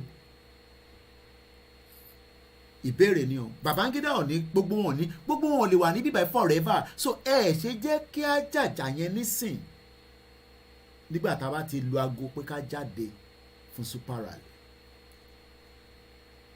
Nobody hates all the politicians, but what we are saying is èyí tẹ́ jẹ́ nínú Nàìjíríà, it is enough now. Ẹ tẹ̀ jẹ́ káwa náà jayé díẹ̀ now. Ẹ̀yin jẹ́ káwọn èèyàn máa rí ìlú òyìnbó as the final destination káwọn tó ṣoríire láyé. And that is a sinister that is going on, that there are some people, tó bá sọ pé there are some people, kúkú mọ gbogbo wọn tán. Sultan of Sokoto máa wà níbẹ̀, Sàràkí lè wà níbẹ̀. Àwọn kan náà wà tó jẹ́ pé àwọn ò kíà, àwọn rẹ́dì láti ta ìran ọmọ Yorùbá, wọ́n ti ta sóko.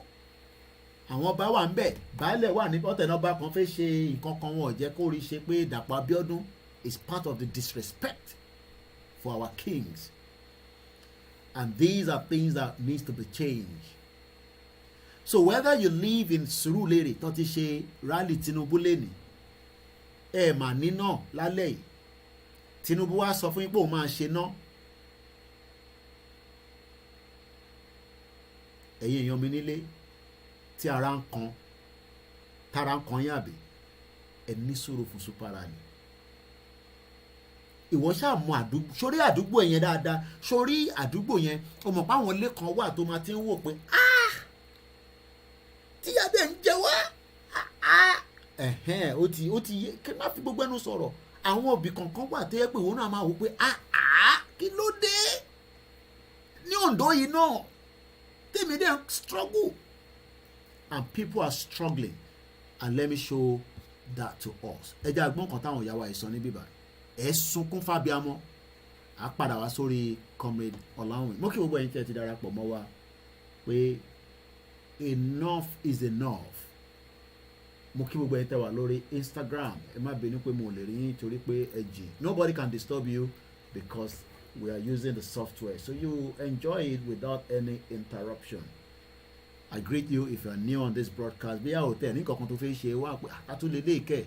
I am one of the media that wants to dissolve and break up the amalgamation of the 1914. And those behind me, ẹ̀rí òṣì ọmọ olè, ẹ̀wọ́ ìwọ̀ súùtù, ẹ̀rí pé Tinubu ló wà lẹ́gbẹ̀ẹ́. They cannot. Tinubu ti weak. Bó bá tẹ̀ ní intention àdáníyàn tó dáa kò lè rí nǹkan kan ṣe because wọn ò ní jẹ́ kó rí ṣe. In tí kò mú Ọbásanjọ́ tó dàbí ntí àbá sọ pé bíi Lágídò tó kọ̀ràn ju kankan lọ torí pé òun ti ṣe military, Ọbásanjọ́ òrin kankan ṣe. Ẹja gbọ́n kan táwọn ìyá wa yìí sọ níbí báyìí. You are watching a live broadcast àti lọ́wọ́nú Sunday.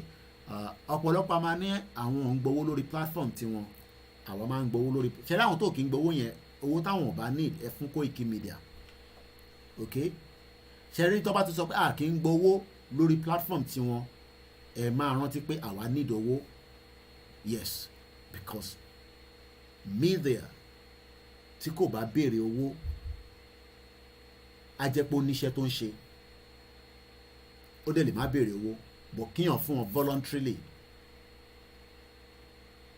voluntary pé àwọn media tó ń ṣiṣẹ́ takuntakun mọ́ fún ẹ lówó. It is ethic, ó wà allowed pé kí media sọ pé ẹ fún wa lówó. But àwọn tó bá wá sọ pé àwọn ò nídòwó àgbàwọ́ ànídòwó ẹjọ́ má fún wa lówó, ẹ̀yẹn owó tí wọ́n yẹn ẹ̀ ṣáà fún wa torí pé àwọn oníṣẹ́ tó ń ṣe. Mo ní sọ pé wọ́n ń gbowó lọ́wọ́ olóṣèlú, but I know that in Nigeria today brown envelope journalists ló pọ̀ jù. So tẹ́ bá fà wá, àwa máa sọ thank you ní gbogbo ìgbà, whether it is small, whether it is kódà ẹ̀gbọ́n wa kan á ti fẹ́ tó 2 years nísìn, £1 mo kàn máa ń rí ní pọ́n bí every week lọ máa ń send owó yẹn. Ẹ jẹ́ n login kí n wo account mi.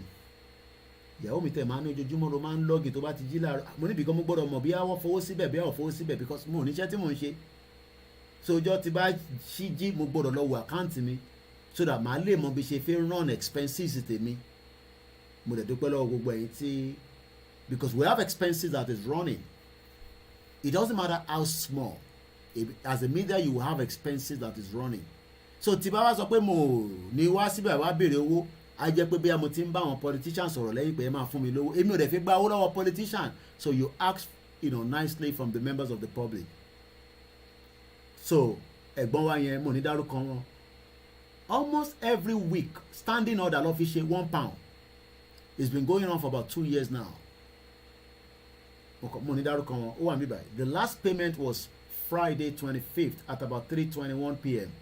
£1 wọ́n ti ṣe ní standing order ètò convenient fún wọn nìyẹn ó dẹ̀ pé mi náà because £1 tí wọ́n ń wò yìí ṣorí bó ṣe kéré owó Nàìjíríà lélẹ̀ àti owó oríṣiríṣi ló wà ní bíbá ṣorí £1 tí wọ́n ń wò yẹn ó lè máa ní akóyìkì £1 ẹ bẹ́ẹ̀ ni ìwọ nídìí mẹ́rin eléyìí láti fi jẹun lójoojúmọ́ so tèmi náà bá ń rí £1 yẹn tó bá ń wá frequently ó níbi tó máa dé because wọ́n yọ nǹkan kan nínú àkáǹtì mi nísìn mo sanwó ink tá a fi ń print gbogbo àwọn nǹkan tá à ń print even though pé mo ṣì ní the printer náà níbí báyìí ẹ má bínú pé mo divert there thank you so much Clement for the super chat we appreciate àwọn ò kí ń gbọ́wọ́ YouTube èmi ò mọ̀ nípa yẹn it is part of us to use that to support what we are doing so all these little things that people say to make you feel that pé àwa tá à ń béèrè yẹn bí a stupid no it is not.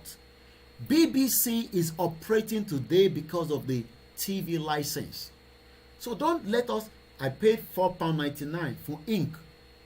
Tí n bá ní ẹni tó fún mi ní £1 yìí lẹ́ẹ̀mẹ́rin àbí lẹ́ẹ̀márùn ẹ mọ̀ pé tó bá fẹ́ yọ owó ink mi yẹn ó máa bounce pé kò sówó níbẹ̀. So imagine that I'm not receiving 5 of these. I will not be able to pay my ink. From printer no let me. So I just want us to get that always. So when we ask for donation, it's voluntary as well. Ṣé a ṣe ń gbowó fún the super rally donation? Yes.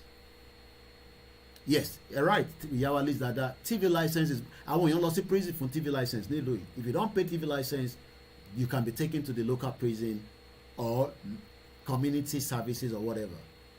So, but in Nigeria, the reason táwọn ọ̀pọ̀lọpọ̀ àwọn tó wà nílé náà fi sọ̀rọ̀ bẹ́ẹ̀ mi ṣe ń sọ̀rọ̀ yìí, but what is suppressed one, and that's like somebody like Daddy Yatta. Daddy Yatta now is missing because it was at ṣe mọ̀ pé yàn kan DSS lọ gbé ó dà pé ọmọ north ni wọ́n nítorí pé ó sọ pé ìyàwó Buhari bí ó ń jẹ owó Nàìjíríà ló ṣe ń blow ló ṣe ń tóbi. DSS was able to locate that person, but there are so many. Ìyá arúgbó kan lọ kidnap 85 years old àmọ́bi tó wà. And those of you that are supporting the platform, we appreciate you all. Now let's go and watch this video. Ele tó ṣe ní Ọ̀rẹ́ ní Ondo State délé, it was a grassroots awareness. Wípé kó má di ìbò mọ́, wípé Yorùbá nation, wípé ká kúrò nínú oko ẹrú èyí tí a wà, wípé oko ẹrú tí a wà, ẹrú tí a wà lábẹ́ àwọn Fúlàní tí a wà, wípé àwa ò fẹ́ mọ́. Koikimedia bringing the world closer to your doorstep. Kí ló pa ẹlẹ́rìí yà wá Alájà Sherifa àgbà àtótọ́ ni mo sọ because àwọn àgbọ̀wọ́ YouTube wọ́n ní right láti má gbàwó YouTube àwọn àgbọ̀wọ́ lórí platform owó tó àbáṣà ti gbà lọ́dọ̀ tiwọn ẹ̀kọ́ wá sọ́dọ̀ tiwa níbí báyìí ẹja máa bá ètò yẹn lọ ó dà kí mo ti move too fast ẹja padà sẹ́yìn díẹ̀. Mú àwọn ẹlẹ́sìn tí a ṣe àwọn ẹlẹ́sìn.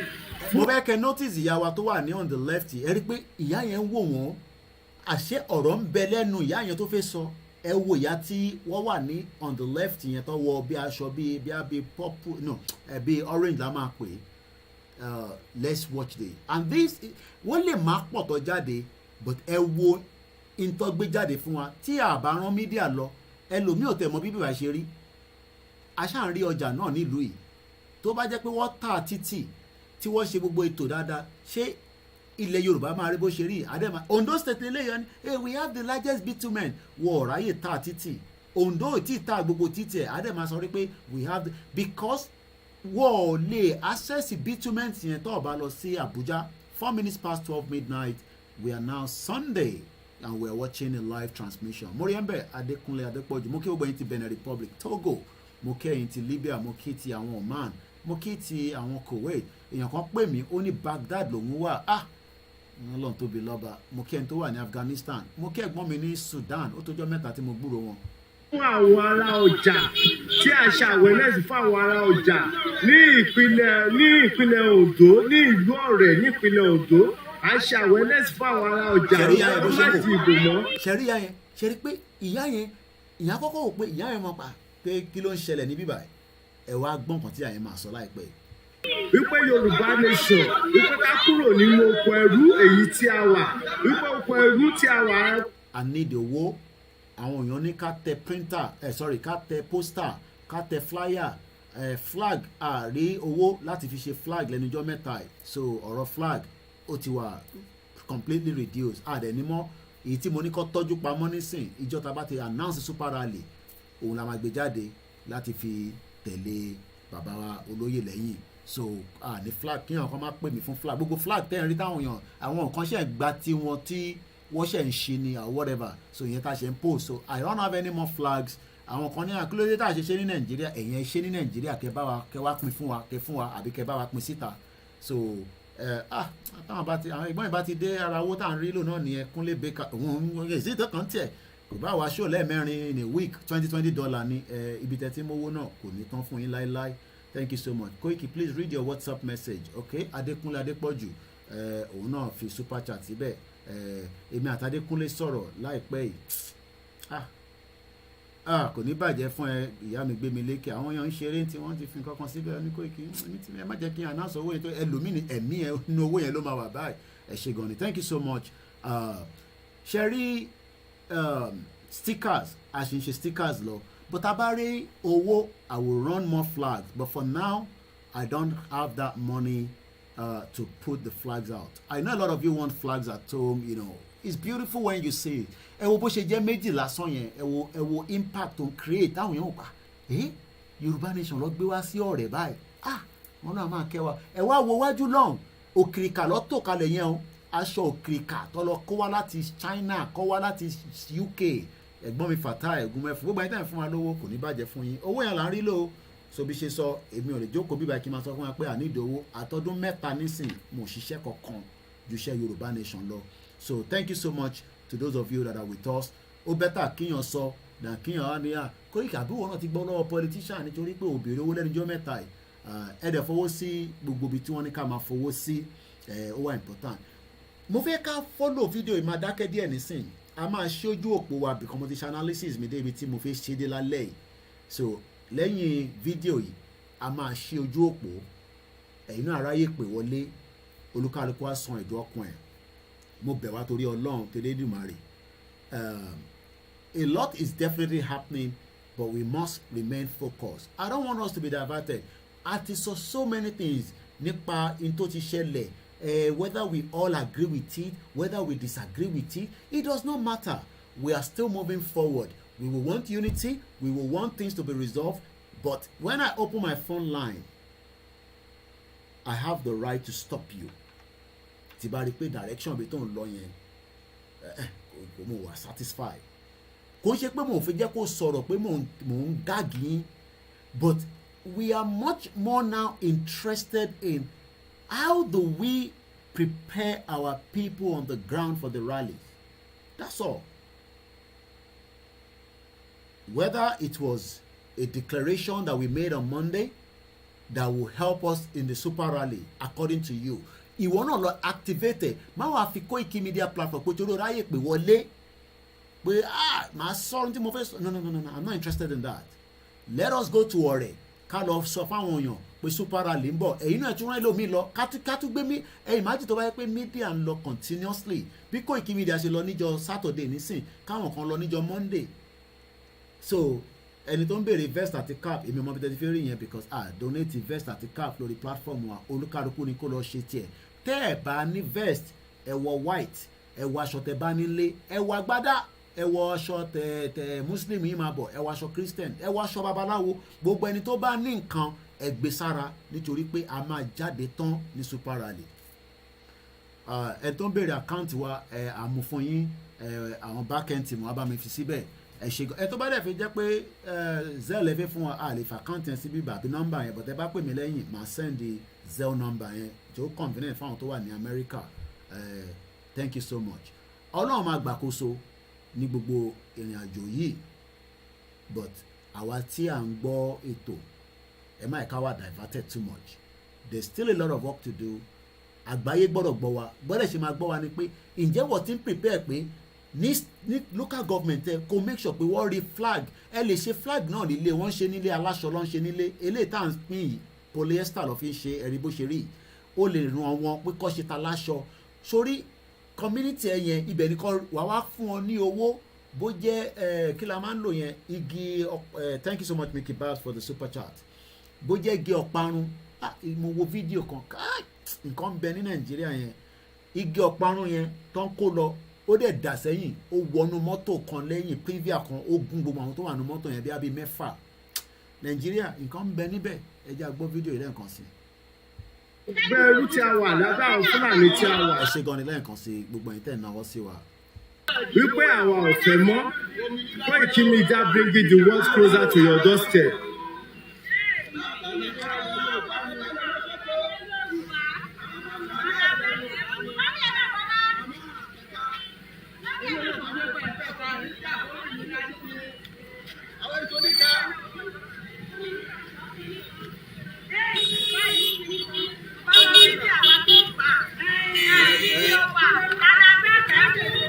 Now ẹ kọ́kọ́ gbọ́ nǹkan tí yàrá yẹn sọ, eléyìí ní ta la fẹ́ tẹ̀ fún. So because politicians have always gone into this market láti lọ promote this evil agenda of ẹ tẹ̀ sí bí báyìí. Mo rí bẹ́ẹ̀ yá ẹ̀gbọ́n mi gbèjà mi Ọlọ́run, thank you so much. Fatai Motajo, thank you. Yoruba Nation, thank you so much.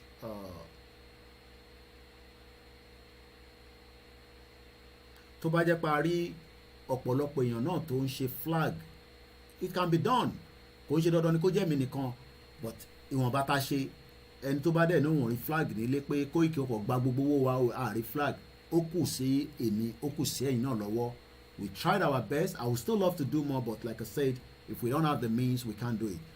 Ẹ̀gbọ́n kan tí àìkọ́kọ́ sọ, she was a bit confused. Ta la máa tẹ̀ fún? Ẹ wá jẹ́ ká gbọ́n kan tí wọ́n sọ lẹ́yìn yẹn.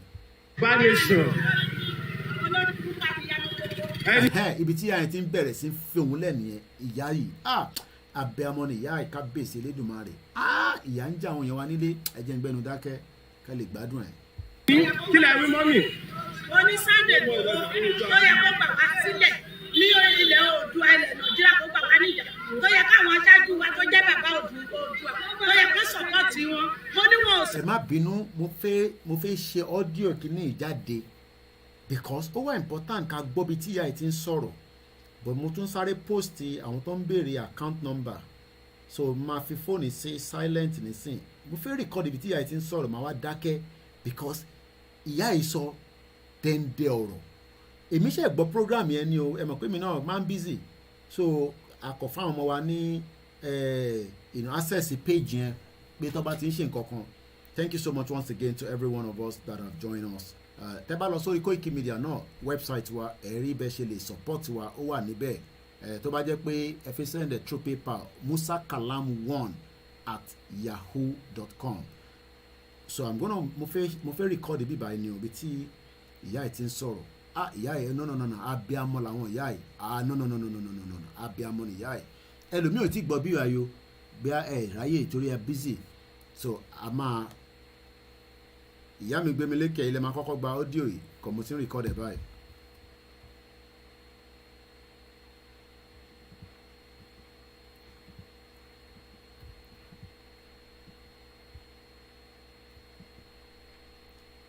Sorry, ẹ má bínú, mo fẹ́ send it as a WhatsApp sí wọn ni, màá wá forward ẹ̀.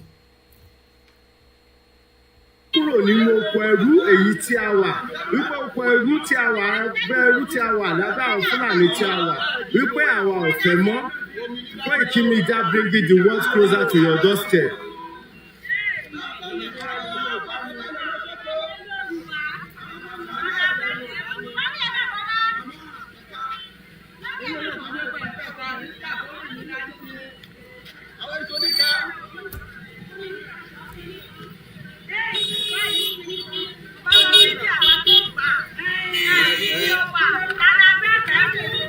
Yoruba nation.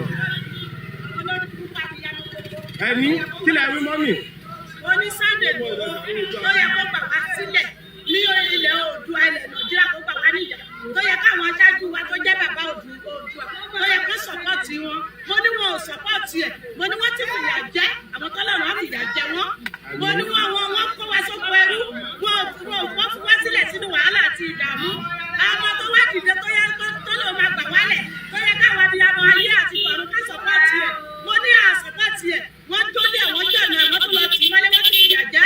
Gbogbo wọn àtọmọdọ́mọ wọn ọ̀run á fìyà jẹ wọ́n. Ẹni tá a fẹ́ tẹ̀ fún ẹ̀nà àtẹ̀ká wọ́n fìyà jẹ wọ́n. Wọ́n fìyà jẹ wọ́n fẹ́ gbòmìnira. Ẹ wò wá dáadáa, a wà nínú òòrùn pa wá, kò sóúnjẹ. Láìsí wọ́n gàrí wọ́n. Àbí tó bímọ mẹ́ta mẹ́rin, àtọmọ lọ sí fún àwọn tí àwọn lé wa jáde. Wọ́n lé wa jáde, àtẹ̀ká fún anybody mọ́. A fẹ́ gbòmìnira. Ìkàtà sọ nìyẹn. Lórílẹ̀-èdè Nàìjíríà, a fẹ́ gbòmìnira o. Ẹ fídíò wa dáadáa, a fẹ́ gbòmìnira. Ìyà tó jẹ wá ti pọ̀ jù. Ìyà yìí ti pọ̀ jù. Ẹ gbà wá sílẹ̀. Ẹ gbà wá sílẹ̀. Ọ̀tá ẹ̀ bá gbà wá sílẹ̀. Kódà ó ti pọ̀ jù. Ẹ wò wá nínú o. Àtàrọ̀ mi, kò tó jẹ kò tẹ́ ẹni jù. Àjẹ́ ìfẹ́ lọ́dọọdún. Kí ló ṣẹlẹ̀? Àtẹ́mọ́ o. Ẹ gbàwé ní àtẹ́mọ́. Ẹlẹ́ ò ṣe àwa òṣèlóṣèlú Yorùbá nation la mú wá fún yín wípé kí ẹ jẹ́ kí a gba ara wa kúrò ní oko ẹrú kí a gba òmìnira Yorùbá nation. Bẹ́ẹ̀ni, àkọ́kọ́ tiẹ̀, abẹ́ni òmìnira, àwọn abiyamọ òde ọ̀run, àti sọ̀pọ̀tì òmìnira lẹ́nu, abẹ́ni òmìnira, ìyá ti pọ̀ jù parí ìyá àwọn ọmọ jáde wọn òríṣẹ́ rí. Gírádẹ́ẹ̀tì márùn-ún ni mo ní, kò ṣẹlẹ̀ tó níṣẹ́ nínú wọn. Méjì travel out báyìí, àwọn Dubai tún dìpọ́tù wọn, ìfẹ́ wọn ò fẹ́ wọn lórílẹ̀-èdè wọn, ká lọ tún orílẹ̀-èdè wọn ṣe. Àwọn adarí wa, àrí fídíò kan, wọ́n kọ́wọ́ sínú àpótí, wọ́n kọ́wọ́ sí wọlé, owó yẹn wá jẹ́, ọtí kan ti jẹ́, níbi tí ìyá ti jẹ́ wá. Àwọn jẹ̀bú ti jẹrà. Àwọn òdìjẹ́wò ẹgbẹ́ sọ́ra. Ẹgbẹ́ Yorùbá nation la fẹ́. Yorùbá nation là ń wá o. Àwọn abiyamọ wá Yorùbá nation. Ẹgbẹ́ sórí íńtánẹ̀tì, ẹgbẹ́ sórí fídíò. Wọ́n fẹ́ kí gbogbo àgbáyé kó gbọ́dọ̀ tí mo sọ yìí. Gbogbo àgbáyé kó máa wò mí. Ìyá ti pọ̀jù fún wa. Gírádẹ́ẹ̀tì márùn-ún mọ́. Ọkọ̀ mi ti pọ̀ tilẹ̀ lẹ́gbọ̀n ọdún. Mọ́tàyọ̀. Mi kankan òrìṣà ìjọba nínú wa. Wọ́n ti pín lókè Àbújá. Wọ́n pín iṣẹ́ fáwọn ọmọ wọn gbogbo. Àwọn ẹbí wọn. Àwọn tá à ń dìbò fún wọn tá à ń ṣe. Tá à ń sọ̀rọ̀ tí àárín àwọn ọmọ wọn òrìṣà. Káyé wọn kó bàjẹ́. Yorùbá nation ní ká support.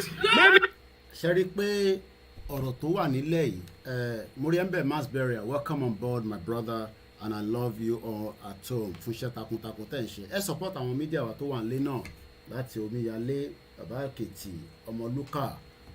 Ẹ jẹ́ ká ṣojú òpó ní 18 minutes past. Ẹ jọ̀ọ́ tẹ́ bá ti ń pè ẹ ti mọ bí ó ṣe ń lọ. Ẹ jẹ́ kó jẹ́ ìyá mi Gbémilékè ẹ máa kọ́kọ́ láǹfààní fún ọ́díò yẹn. Mo máa ṣe fídíò ìbíbà náà máa kọ́tẹ̀ 4 minutes yìí láti beginning but bí a ṣe yẹn later ká bẹ̀rẹ̀. Nọ́mbà náà ló wà lórí screen yìí. Ó kẹjẹ́ ẹ move kìíní ìyàwó àìkúrò. Ẹ jẹ́ ká gbọ́ ti comrade Ọláwùnmí tán dé. I feel that this country should be Islamized. This is a fact. I said I want me to start mentioning names of people in this government that we have interrogated. I was a member of an interrogation team, and I've interrogated a very high-ranking member of this government in 2007, 2008 on the issue of Boko Haram. I interrogated him. He's in this government right now. And what was the issue? Boko Haram. And this senior officer was actually let go because he was found. Bẹ́ẹ̀ fún wa ní owó tí ẹ̀ ń yọ káàdì jáde a máa pọ̀ sọ́dọ̀ tí yín náà. Ọ́díò tá a rìkọ́ọ̀dì yẹn lẹ́ẹ̀kan tí mọ́mì wa yẹn a máa ṣe fídíò ẹ̀ náà jáde máa rìkọ́ọ̀dì bí a ti bá parí program. Bó mo ti ṣe ọ́díò yẹn ó kọ̀ lọ pín sọ́nà méjì ni so but a sẹ́ndẹ̀ síta nísìn tó bá ti dọ́dọ̀ tí yín ẹ̀yin náà bá wa pín. Àwọn abiyamọ ló ń sunkún ló ń dúró dè wá. +447404405917. Let's continue with former Comrade Olakunle Olawumi. Unculpable, but right now it's in the government. You see, we must say the truth. Welcome on board. Because if you don't, this country is going down the precipice. This country is going down in precipice. Moki gbogbo wa níbi kíbi tẹ́ bá ti ń darapọ̀. Moki ẹ̀yin ti Jẹ̀bú, moki ti Ọ̀ṣun. Ọmọ Yorùbá kan náà ni gbogbo wa. Ìjà òmìnira là ń jà. A bára wa jà o. But nígbà míì a kò lè má gbọ́ra wa yé ni. Ẹni bá ń bínú sí wa, ẹ má bínú sí wa. Nọ́mbà yẹn náà ló ti wà ní ojú òpó níbi kíbi tí ẹ bá ti ń wò wá +4474 +4474 04405917. You are now allowed to also add your own input to the conversation. Ẹ ṣé gan ni gbogbo ẹ̀yin tí ẹ ń support wa nílé lóko pé Koiki máa bá ṣe lọ. We love you so much. We also appreciate you as well. We have been set back more than 60 years. Only we have been set back more than 60 years. Ṣé ìyá wa tí ó ní graduate lọ́wọ́ and yet they are unable to do anything. 5 graduate níyà yẹn ní lọ́wọ́ pẹ̀lú ẹ̀ nǹkan kan máa ṣẹlẹ̀ ẹ̀yin ará lé ẹ má jẹ́ ká fi ọ̀rọ̀ yìí kò ń ṣeré rárá. Right now, we've gone back to the time before 1966. Can you imagine? We have gone back. A tún padà sẹ́yìn, and I think I can say ẹ ṣé gan ni ẹ̀gbọ́n yẹn tí ẹ jẹ́ ẹ̀gbọ́n wa. Let's take the first call as we have it. We'll play that video back again. Ẹ bá mute background ẹ ti wọlé. Ẹ mute ti TV yín ẹ ti wà live. Ẹ káàbọ̀ sórí ètò wa. Àjọ ń ṣe náà ni. Nínú gbogbo ọ̀rọ̀ tí ìyá ẹ sọ, 5 graduate mo rí dèmú nínú ẹ̀. 5 graduate. How can a whole mother like this have 5 graduate at home? Kó má sí ẹyẹ kan tó ní iṣẹ́ inú ẹ̀. And ẹ wá wo bí tí wọ́n ti ṣe awareness yẹn, look at the background. So terrible. Torí Ọlọ́run. The food that was supposed to be consuming overexposed to the air. To be a go in the shop and the other places like that, go protected. How the other woman not is wípé nínú oòrùn àwọn ò tí ì pa iye kan. And the way tí mo ṣe rí ìyá yẹn sọ̀rọ̀ pẹ̀lú ẹ̀dùn ọkàn pẹ̀lú omijé inú. Ìyá yẹn ò lè máa sunkún síta. Mr. Koiki, lílọ ní bọ̀yìn lọ, we have to go. Honestly speaking, we at this point we have to give it all what it takes to make sure that Yoruba nation come to stay finally. With the situation that is going, in fact, Nigeria will be more, and you cannot continue like this. We cannot continue like this, honestly speaking. Thank you so much. 5 graduates. 5 graduates. Kábíyèsí Elédùmarè. Ẹ ṣé gan ni. Mo rí pain yẹn lára wọn. Ẹ̀yin náà pè ẹ jẹ́ ká gbọ́ látọ̀dọ̀ yín. Ṣé bẹ́ẹ̀ náà ṣe ní graduate nílé náà ní ẹni àbí tẹ́ ẹ bá tẹ̀ ní graduate àwọn tó kọ́ṣẹ́ kí ni wọ́n ń ṣe? Hello caller, ẹgbọ́n sókè. Hello Mr. Koiki, ẹ káàárọ̀. Gbogbo àjọ wà lórí ẹni ẹ káàárọ̀ bàbá. Welcome on board. Yes sir. Látọ̀rí location 000. 000 bẹ́ẹ̀ ni. Ṣé rí fídíò tẹ play ìtàn sí yẹn? Bẹ́ẹ̀ ni mà, bẹ́ẹ̀ ni sọ. Ẹ wo, ṣé rí àwọn kan bẹ tó jẹ́ pé wọ́n ń dúró de rally ni. Ẹ wo àwọn ìyá yẹn. Ẹ wo tí wọ́n bá gbé rally tí báyìí pé wọ́n ti ń gbọ́rọ̀ Yorùbá nation. Bẹ́ẹ̀ni, wọ́n dúró ni. Wọ́n dúró ẹni pé ìwé tán fún wọn pé wọn kú dá kankan mọ́. Wọ́n ní tàlà fẹ́ tẹ̀ ká sí. Bẹ́ẹ̀ni. Tàlà fẹ́ tẹ̀ fún bàbá àwọn yẹn wá tún fẹsẹ̀ ṣàlàyé fún ọ náà rò pé ó tọ́mọ̀ ní ìwé tọ́mọ̀ fún wa ìwé Yorùbá nation. Bẹ́ẹ̀ni. Èyí ẹ̀ wò. Ṣé nǹkan táwọn ìyá yẹn dúró dé ni pé níjọ́ tẹ́ àwọn abáti gbé mẹ́gà rally wa jáde tẹ́ bá ti ń béèrè pé irú rally wo náà ń ṣe yìí tẹ́ bá ní Yorùbá nation ẹ máa rí pé gbogbo ìyá lọ́jà ẹ máa tún jáde. Ọmọ àfọ́n síta ni. Adigunlẹ̀ wa. Ọmọ àfọ́n síta ni. Ẹ máa rí pé ìyá yẹn máa pọ̀ níta. Ẹ jẹ́ wá sọ̀rọ̀ gangan fún yín Mr. Koiki. I'm live. Ṣé rọ̀rọ̀ yẹn àwọn kan bẹ tó jẹ́ wípé wọ́n support Yorùbá nation bẹ́ẹ̀ tí wọ́n lè sọ̀rọ̀. Ó ní kankan tó ṣẹlẹ̀ jẹta níbẹ̀ jù lẹ́kì. Ẹ máa pẹ́ gbogbo epo ní Nàìjíríà sí à ń jí àyẹ̀kọ́. Wọ́n sọ bẹ́ẹ̀ wọ́n ní black market 500 naira ní black market bí ṣe gbọ́. 1 litre 500 naira ni. 500 naira ni 1 litre náà. Báwọn tó ń ta black market. 500. So ìyá tó ń jẹ wá sí ọ wá ní ìjẹta mo wà ní sáàdì ìbẹ̀rù lẹ́kì. Mo wá sọ dá sí ẹnìkan fẹ́ gbé mi pẹ̀lú mọ́tò. Èmi wọ́n wà ní ọ̀dà sàdé mú ọ̀bọ̀ yẹn ta pákó. So mo wá dúró lọ́dọ̀ ọ̀bọ̀ yẹn. Ó wá rí màá kan tó wà ní sọdá tó náà fẹ́ wọ mọ́tò tó ń tí bọ̀bọ̀ dírẹ́bà kan sọ fún pé àjà o láti bẹ̀jù lẹ́kì o bóyá 1,000 ló pè fún ni. Máa yẹn wá sí pè fún pé olórí burúkú ni ẹ fowó lé mọ́tò. Bọ̀bọ̀ tó dé mọ́ ọ̀dẹ̀ ló ti yẹn bọ̀bọ̀ yẹn mọ máa yẹn pé olóṣèlú ni máa yẹn. Bọ̀bọ̀ yẹn wá ń jẹ́ pé yé máa yẹn náà kàn ń sọ náà kàn ń sọ ibi tẹ́bi wà ọ̀sán ìṣẹ́ pé olórí burúkú yín náà kàn ní ẹ̀yin náà kàn lẹ́dá lẹ̀ ẹ̀yin náà kàn ní pátì yín náà kàn lọ́dá wà lálẹ́ ni. On blame ara wọn. Ọ̀nà bọ̀bọ̀ tí tabako yẹn ń bú máa tó ń bú onímọ́tò yẹn bó ṣe fowó lé mọ́tò. Ó mọ̀ pé ẹni tí ń bú onímọ́tò yẹn olóṣèlú. Okay. Wípé ọwọ́ á sọ fún ọwọ́ á sọ lọ́wọ́ ń táwọn sí máa yẹn sọ pé ẹ̀yin náà kọ́lẹ́ gbé àwọn tó wà ń bẹ̀ síbẹ̀ ni. Ẹ̀yin wèrè nígbà tẹ́ bá ìṣàkóso pín lọ nínú kan kò gbà máa yẹn wá sọ pé kò sí tó lè mú rí ìdáni ká kúrò nílùú Nàìjíríà yìí. Ibẹ̀ ni mo ti wá ń wá yẹn wọ́n á dọ́gbọ́n súnmọ́ wọ́n á sọ fún pé ṣé pé ká lọ táwọn tẹ́ bá tún sọ̀rọ̀ Yorùbá nation lẹ́gbẹ̀ẹ́ lómi ó mọ̀ pé o bẹ̀ yóò kọ́kọ́ súnra kì tó lẹ́rù ń bà wọ́n yóò kọ́kọ́ fẹ́ máa gbọ́ tẹnu yín bóyá fẹ́ wáìnì òun ni àbẹ́fẹ́ kó wọ́n bá òun àbí nìkan bẹ̀tẹ́ bá tẹ́yìn náà wá ti ń jù sí ìgbà lọ́sẹ̀ máa la òun díẹ̀. Èmi wá sọ fún un pé kádà tó ní nǹkan tó lè pè wá o because ìgbà lọ́sẹ̀sẹ̀ wá ọkọ̀ wá wojú mi ìgbà lọ́sẹ̀sẹ̀ wá ń sọ̀rọ̀. Ó wá ń sọ ìdán ọkùn ẹ̀. Ó wá ń sọ máìdí ẹ̀ ló wá ń ṣépè láwọn gọ́ọ̀mẹ̀ntì kan tó ṣépè. Wọ́n á sọ pé kọ́mọ wọ̀rí pé very soon. 700 naira per litre lẹ́kìtì. Pé very soon alámàdọ́dún. Wọ́n á sọ fún pé sọmọ pé mọ̀mọ́ wọn yíba dáadáa. Mo ní jọ́ tí wọ́n bá ti pè fún mega rally máa sọ fún ẹ̀ máa wá cross bẹ́ẹ̀ bíbá pé má wà ta lọ́la o. Èyí jọ́ kíjọ́ tó bá máa ti jẹ́ máa tètè sọ fẹ́ pé super rally ń bọ̀ ọ̀bẹ mọ́ pa pàtẹ o. Kò jọ ni rally wa o. Bí mo dẹ̀ ṣe máa sọ fún gbogbo àwọn tí mo mọ̀ pé ṣe máa sọ fún wọn ni pé níjọ́ tó bá ti pè fún super rally rally yẹn máa pè nítorí àwọn kan mọ̀. Àwọn náà ṣe sọ fún mi pé ṣáà jẹ́ ká tètè mọ̀ mo ti sọ fún àwọn ọmọ ní everybody tí má ti gbọ́ pé àárọ̀ ọ̀la ni o kò bá jálẹ̀ náà bá àná ti pé àárọ̀ ọ̀la gbogbo anybody tí mo mọ̀ ní masáré pé round ìpéjọ ọ̀la tẹ bá ti ráwọn kan tó ń sọ pé rally Yorùbá ẹ jáde síta. Àwọn yẹn ò connect ẹ̀gbọ́n wọn ò connect Mr. Koiki wọn ò connect many things wọ́n kàn ṣe tí wọ́n lọ ní wọn ọmọ kankan ẹlòmíì dẹ́mọ̀ náà ẹ̀rù ń bàbá ti sọ̀rọ̀ ni.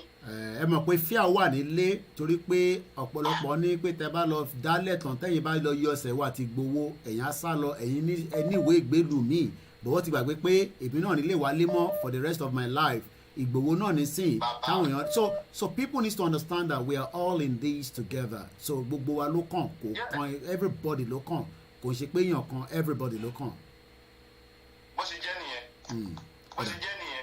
lẹ́ni a wà ní rẹ́gísírì ní Kóyì ìwé tí wọ́n ṣe rẹ́gísírì àwọn kóòtù ẹ̀dínlẹ̀ àwọn bàbá tí ń gbọ̀n kiri yẹn níṣẹ́ náà kó mọ́tò jọ náà àwọn Tinubu àbí kí náà pè wọ́n náà ọwọ́ àlọ́ lórí mọ́tò tẹ́ máa lò UK yẹn àwọn mọ́tò 2 step tẹ́ máa lò UK yẹn lórí yẹn wọ́n ti gbé jáde lẹ́nu gbogbo bọ́sà wọn sí níṣẹ́ àwọn security tajọ dúró àwọn security defense ìyẹn náà wọ́n á ṣe fídíò ló wá ń gbé wọn ṣépè olórí wọ́n tó bẹ̀rẹ̀ wọ́n fẹ́ kó wa sí wàhálà míì mo kàn dákẹ́ mo kàn wò wọ́n ráì nítorí àwọn pípì náà èsì wọn so wọ́n èsì wọn. Ẹ ṣé gan ni bàbá wa thank you so much èèyàn wa náà ni àwọn tó bá pè láti ilé torí pé data tó ń lò yẹn mo ṣe fún ènìyàn ní privilege pé kó sọ̀rọ̀ díẹ̀ dáadáa ó tọ́jọ́ mẹ́ta ẹ̀gbọ́n mi láti Germany hello caller. Mr. Koiki. Ó tọ́jọ́ mẹ́ta ẹ̀gbọ́n sókè sà. Ẹ̀kalẹ̀ ṣé ẹni tí mo bá sọ ẹjọ́ ẹ jẹ́ kí n bá àwọn ọmọ Nàìjíríà sọ̀rọ̀. Wọ́n ń gbọ́ yín. Mo kọ́kọ́ kí yín náà ẹ̀kúṣẹ́ tẹ̀ ń ṣe o. Wọ́n wá sọ lálẹ́ ní bó ṣe dùn mí tó. Gbogbo ẹ tó bá ti rò pé ìwọ Koiki wípé òun tọrọ owó tàbí òun gba owó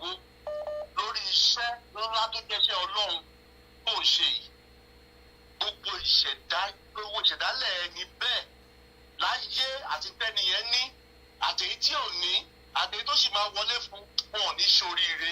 ẹ ṣeun torí pé iṣẹ́ là ń ṣe. pé tó bá sọ pé one pound pé £1 ló fẹ́ tún ìgbésí ayé ọmọkùnrin yìí ṣe tó ń gbé tó pamọ́ gbogbo tó pamọ́ ìyà tó ń jẹ àwọn èèyàn káàkiri ọmọ Yorùbá tó ìyà tó ń jẹ àwọn Yorùbá káàkiri tọmọkùnrin yìí tó dẹ̀ ń wu síta tó ń fi gbogbo àgbáyé pé ẹ wo ìyà tó ń jẹ wá ẹ wá ní pé ó ń gba owó àbọ̀ ń béèrè owó láti fi ṣe iṣẹ́ yìí gbogbo ẹ tó bá rò bẹ́ẹ̀ abẹ tó bá ṣe bẹ́ẹ̀ ìgbésí ayé wọn ò ní dá.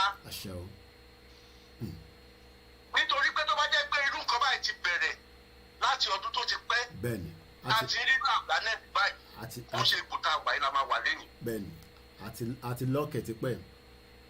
a ti lọ ti pẹ́. bẹ́ẹ̀ni. ok àwa lẹ́nìkan sìn tó wá ní god bẹ́ẹ̀ ṣí kínní koikimedia ló ń ṣe rally Nàìjíríà wọ́n wá fẹ́ sọmọ lọ́mọ lórúkọ wọ́n wá fẹ́ bà lórúkọ jẹ́ àwọn èèyàn tó wá ń sọ pé kìnìkan ìgbà ìgbésí ayé wọn ò ní ṣoríire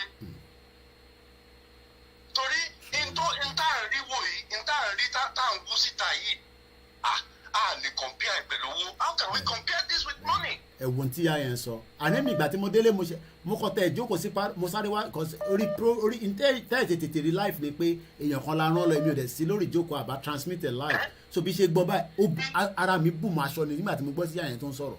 ìyá yẹn sọ máìndì àwọn millions ó sọ máìndì àwọn millions of mothers máìndì àwọn millions of Yorubas that are suffering. suffering gidi là ń sọ yìí graduate márùn nínú ilé kan. nísìnyí àwọn graduate márùn yẹn sì máa wà lọ́dà ìyá yẹn sì máa jẹun lọ́rùn. ìyẹn nìyá yẹn ṣe ń lọ sọ́jà tó bá lọ sọ́jà ó ti jẹ gbèsè bó ṣe wà yẹn ó gbọ́dọ̀ lọ sọ́jà lójoojúmọ́ ni ó gbọ́dọ̀ lọ sọ́jà. ìyá yẹn tó wá kọ̀ ní ọdún mẹ́jọ. ẹ wo gbogbo ọmọ Yorùbá no benefit kankan fún ìyá yẹn kò sí benefit kankan fún ìyá yẹn bó ṣe wà yẹn no benefit kankan kò sí one single benefit kankan fún ìyá yẹn. wọ́n bá ti lè fi 2,000 3,000 5,000 gba ìbò lọ́wọ́ ìyá yẹn ó tún di ẹ̀yìn ọdún mẹ́jọ. àwọn ilé ìtẹ̀tí wa gbọ́n ẹ̀gbọ́n kan sọ ni ó ní Ìgbòho fẹ́ gbà wálẹ̀ ẹ̀ sọpọ́tẹ̀ ó náà yẹn ọba ẹ̀ sọ ẹ̀gbọ́n kan tí a yẹn sọ ṣé àwọn èèyàn máa sọ pé illiterate làwọn ìyá yẹn ìyá tó wà ní remote area of Ọ̀rẹ́ ní Ondo State this is not Lagos and tá a bá lọ bá wọn bẹ́ẹ̀ yẹn báwo la ṣe fẹ́ gbọ́ tẹnu wọn ṣe gan ẹ̀gbọ́n mi thank you so much. àmì mo ti send audio yẹn sí yín mo ti send méjèèjì sí yín. màá bẹ̀rẹ̀ sílẹ̀ báwọn èèyàn ní ṣubú dànù ẹ̀ ṣẹ́ dé Kogi níbo lélẹ́yìn ti kàn yín. Kogi yẹn nísìn ó tẹ̀kọ̀ ọmọ wa ní almost 9 hours 9 hours ló tó dé Kogi. àwọn èèyàn wá sunkún £1 Ọlọ́run. kí la fi ṣe sẹ́gbọ́n mi kì í jẹ́ ká máa bẹ́ẹ̀ tó lọ ṣe gan ni thank you so much. Ó dùn ẹ̀gbọ́n mi gan tó jẹ́ mẹ́ta èyí náà bá wa dá sí ẹ má wò mí ràn ẹ lè sọ nǹkan míì but let's just like I said Ọlọ́run máa gbàkóso regardless of whatever we have been feeling my job from the media perspective is to also reduce our tension that is out there let's think now about our people tá à ń jà fún yìí kò kúkú ń ṣe mí òun náà ti gbé nǹkan wá fún mi nísìnyí mo rọra ń jó kẹ́lẹ́kẹ́lẹ́ ní bíbà kò ń ṣọtí o bọ̀ mo rọra ń gbádùn ayé mi ní bíbà. How you doing? How are you? Welcome on board.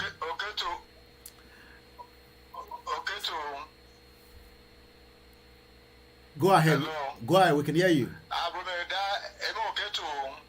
Okay, I can't hear the language, but I'm sure every language is very, very key and important, and that's why we want a Yoruba nation. But help us with the word that we can understand. Okay. Láṣẹ Èdùmàrè, ẹ ṣé gan ni.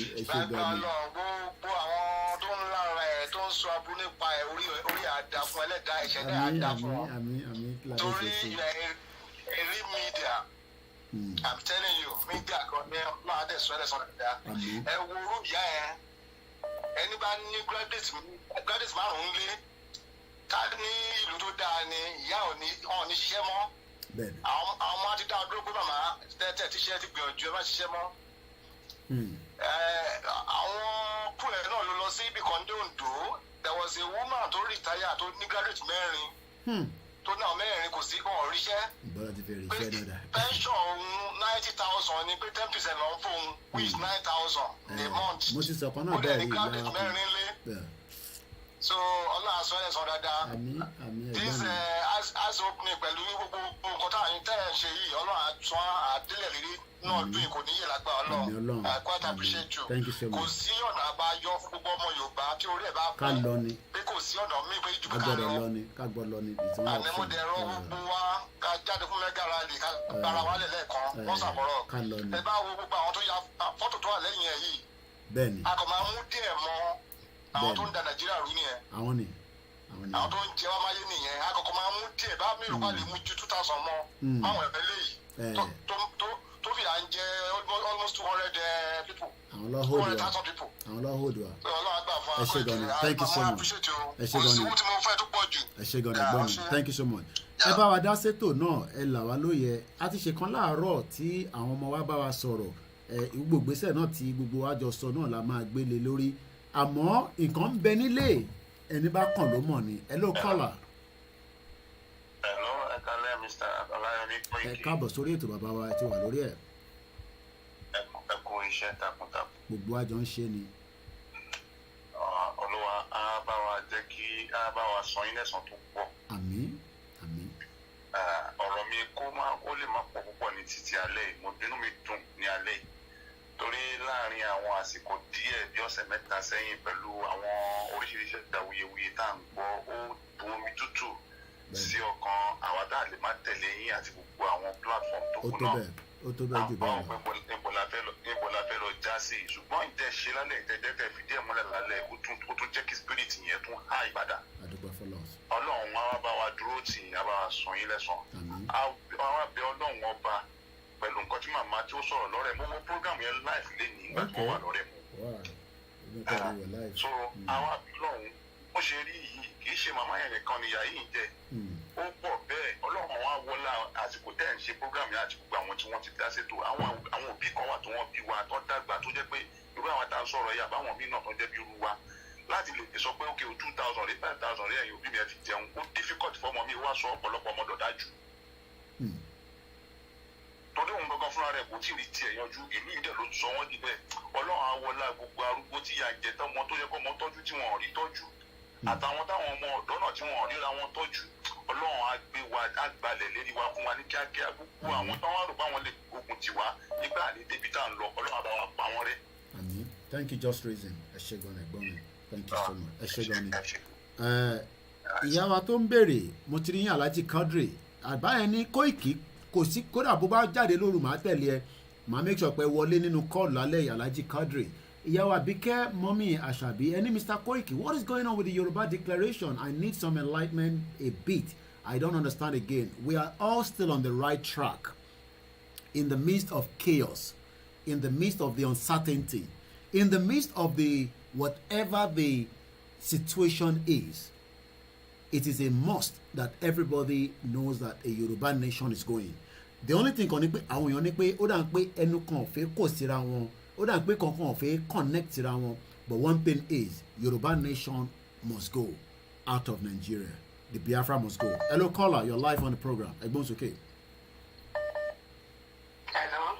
Ẹ ti wà live. Ẹ kálẹ́ sà o. Ẹ káàbọ̀ sórí ètò.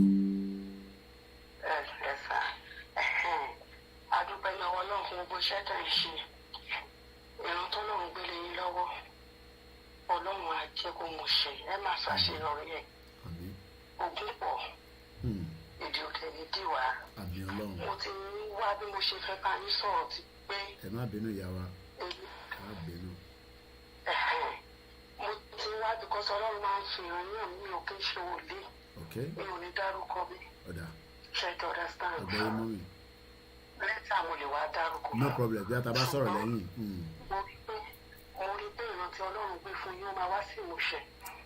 Ní ẹnu tó mẹ́ta yìí kó tó di pé rọ̀gànrọ̀gà tó ń ṣe lẹ́nu tó mẹ́ta yìí wá sí. Ọlọ́run fi ràn mí wọ́n fẹ́ rí ọkọ̀ yẹn lulẹ̀ ó ti dókè ó ti ń débi àti kéde yẹn ẹni tó ń wa ọkọ̀ yẹn wọ́n wá rí gbálẹ̀ náà máa sọ pé bóyá àṣà ń pè pé Ọlọ́run àjẹ́ kò yọrí ẹ bá wa pé gbogbo wọn pátápátá kó ó wà ní ìfọwọ́sọ̀kan ó máa bọ́ sí ó kúkú díẹ̀ gẹ́gẹ́ rẹ̀ kó má kánjú kó jẹ́ kí ẹni tó yẹ kó forí balẹ̀ fún ẹ̀gbọ́n ká má gbéraga ká má sọ pé mi ló fẹ́ ṣe ẹ jẹ́ kí ọwọ́ wa débẹ̀ ẹ jọ̀ọ́ ẹ bá wa bẹ̀ wọ́n kí mọ̀kó ṣọ̀kan pẹ̀lú bàbá wa Débánjí àti ẹ̀yin àti bọ́dà wa Dr. Sunday Igboho kó má dé kí èsùn kó wọ àárín wa ẹ ti kó ìrìnàjò yìí jìnnà kọjá bó ti yẹ lọ tó pé kí àwọn kan wá dé láti dàrú Ọlọ́run alágbára bá wa tù wọn nínú a kó sí wọn nínú gbogbo àwọn tó ìgboro wọ́rọ́kọ́ tó wà láàrin wa ẹ̀mí mímọ́ máa yọ wọ́n sọnù Jésù Kristi á yọ wọ́n sọnù ẹ̀mí yóò dẹ̀ ní lọ sí lórúkọ Jésù ẹ̀mí ọmọ yóò ní lọ sí lórúkọ Jésù ẹ̀mí ìyàwó yóò ní lọ sí gbogbo ẹ̀yin tẹ́ gbé ọ̀rọ̀ Yorùbá nation tọkàntọkàn Jésù Kristi ọmọ Ọlọ́run á fún yín ní okun àti agbára àti ẹ̀mí gígùn láti la odò náà kọjá ẹ ti la odò náà já nínú ẹ̀mí ó wá fi ara hàn lójú ayé òun ló kù gbogbo àwọn ọ́stíkù ẹ̀mí mímọ́ máa wọ́ wọn palẹ̀ ní orúkọ Jésù Kristi ti Násárẹ́tì àárígbà á dẹ̀ ṣojú wa wọn dẹ̀ ní fi pẹ̀tàn fún wa. ẹ mú fi ìyọ́nú Ọlọ́run bẹ̀ gbogbo àwọn Yorùbá nation nílé lóko jákèjádò ẹ fi ọwọ́ wọnú ìrere yẹn ti kọjá bẹ́ẹ̀ gan ṣe rò ẹ jọ̀ọ́ ẹ má bínú síra wa ẹ má bára wa jà kò sẹ́ni tó declare kásá àti ṣe náà ni ṣùgbọ́n ẹ jẹ́ ká fi ìmọ̀ ṣọ̀kan ká wà ní same page kí wọ́n máa fi wá ṣe yẹ̀yẹ́ kí èdè àwọn mọ́là mọ́mu wa. mo ti gbé ilẹ̀ Haúsá rí Haúsá they are not a good citizen. Àwọn èèyàn wa tó wà bẹ́ẹ̀ is like we are in air fire. I was there at age of 16. Ìgbà tí mo fi máa kúrò bẹ́ẹ̀ age of 20 something mo ti ní hypertension. Àwọn tó wà bẹ́ẹ̀ wọ́n kàn daṣọ ìyàbúra ni. Ìgbà míì ní sìn tí a bá sùn I remember clearly èmi àti ọ̀rẹ́ mi a sùn sínú ilé ìgbà tá a máa jí ní tókèjì gbogbo àwa tá a sùn nínú kọ́mpánì yẹn ní Sáríà ní Sábọ̀nkèrè gbogbo wọn ti lọ sí báràkì wọ́n fẹ́ pa wá mọ́lé.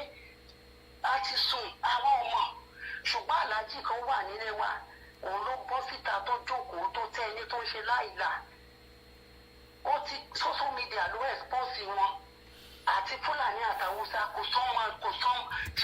kò sọmọ rẹ nínú ọmọ ìbọn ṣé ọ̀tá ló dára ní àbí àyà kò sílẹ̀ tó dára nínú gbogbo wọn Ọlọ́run á mú wa kúrò lóko amúnisìn gidi là ń ṣe nígbà tí Haúsá bá ka primary six tó ń jọ̀gá lórí ọmọ Yorùbá tó ní mástà ẹnu ògbà wá níbi gbogbo nǹkan tá a fi kúrò ní 2003 nínú ilà yìí lọ nìyẹn kò sí ìsinmi níbẹ̀ Haúsá máa sọ fún wa pé ṣé ikú wọn náà fẹ́ kán kú pé ẹ fẹ́ wọnú kànga ni wọ́n dẹ̀ tó wọ́n sí kànga ẹ tó bá parọ́ ẹ tó bá mọ̀ ní Kánò kó bọ́ta ní Zaria wọ́n máa bọ́ sínú kànga ni ẹ tó bá fẹ́ kọ́ bọ́ọ̀lù mọ́lé wọ́n máa bọ́ sínú kànga olóyún ọmọ Ìgbò tó lóyún oṣù mẹ́sàn-án ọ̀bẹ ní Haúsá fi gbé jáde ní Kánò sáwọn yẹn là ń bá rìnrìn àjò.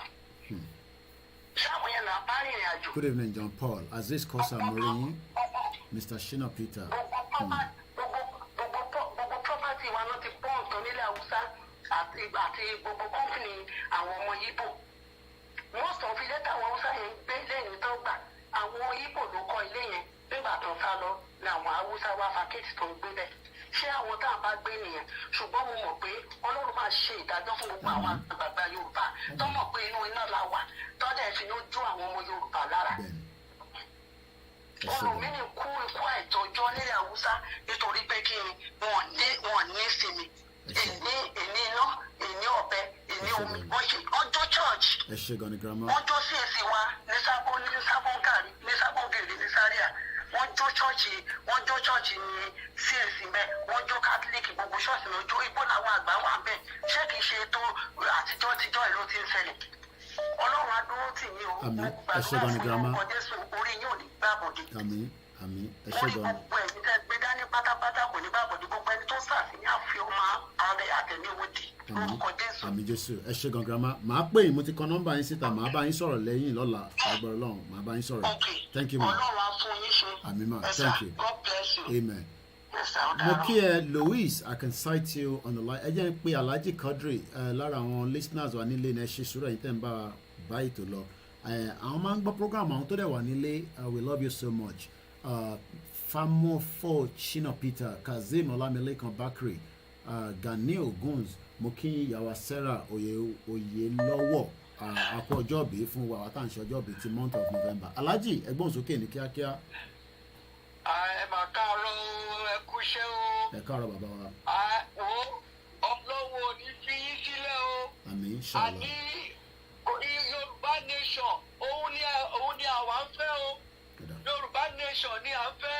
Koikimedia wà láì sọ́bi lẹ́la tí ó ní ìrẹ̀lẹ̀. Àmín Jésù. Torí pé wọ́n lo ojí ẹ̀ láì ti wá. Ní gbogbo ilẹ̀ Yorùbá ìwọ ni jẹ́ kí wọ́n mọ̀ mídíà. Ó ní ìrẹ̀yìn lágbára Ọlọ́run. A ò ní fi wá àwọn oníbẹ̀ nìkan kọ́ ní ṣàwátì. Ẹ bá mi kí bàbá Bánjí. Bàbá Adéníran. Chief Sunday Igboho. Màmá Oníkìrí. Gbogbo yín pátápátá. Ipò àjọmọ́ Adélẹ̀ lérí ni o. Ẹ kú iṣẹ́ takuntakun. Yorùbá nation. No going back. Yorùbá nation. No going back. A máa lọ síwájú àti síwájú ni. Lágbára Ọlọ́run. Ọlọ́lá ọlọ́wàlá kwádá. Ìlà àbílá ilẹ̀ àlíyù lásìm. A ò ní iná wa ò ní jọ́jọ́ rẹ̀ yìí lágbára Ọlọ́run. Bó ṣe máa jẹ́ nìyẹn. Ẹ ṣé gan ni. Thank you so much. Mo kí gbogbo ẹ̀yin tí ẹ wà ní. Each time he leaves a voice note, I take my time, voice note, but I try to listen to all your voice notes, every one of you, and I take a lot of note and advice from it as well, and we do take corrections and we do take feedback as well. Sometimes I finish program and somebody will just send a message as a Koiki, you shouldn't have even, and I do try to correct it, during the next program. It's okay, Mommy, it's live. God bless you, Mr. Koiki. Amen.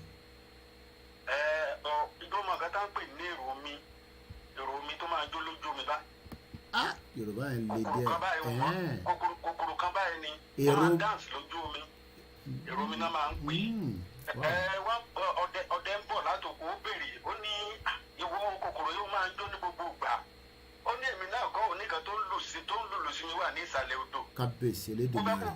Ó fẹ́ kó fi ọkàn ẹ̀ balẹ̀. You are not the one working. Ẹ̀dá ẹ ṣé gan ni. There is one spirit in you. Ẹ ṣé gan ni. Fídíò ní ìgbà bẹ́ẹ̀ ni ìdílé jẹ́ Moses ìgbà tí ó ní ìgbà yẹn ni wọ́n. Ẹ ṣé gan ni. Mo dẹ̀ gbàdúrà when God send you a message ọlọ́run bá ti fi message fún ẹ yí padà lẹ́yìn èèyàn àbí téèyàn bá dalẹ̀. Ẹ ṣé gan ni. Torí pé you don't know what you are doing. You can't know it. But àwọn tó bá ní ọpọlọ tó dẹ̀ mọ̀ nǹkan tá à ń pè ní ìmọ̀ á mọ̀ wípé iṣẹ́ tẹ̀ yìí ṣe iṣẹ́ tó lágbára ni. We can't compare you to any other media at all. You are there to láti fún wa ní ìmọ̀ràn. Nínú wa dẹ̀ ń dùn.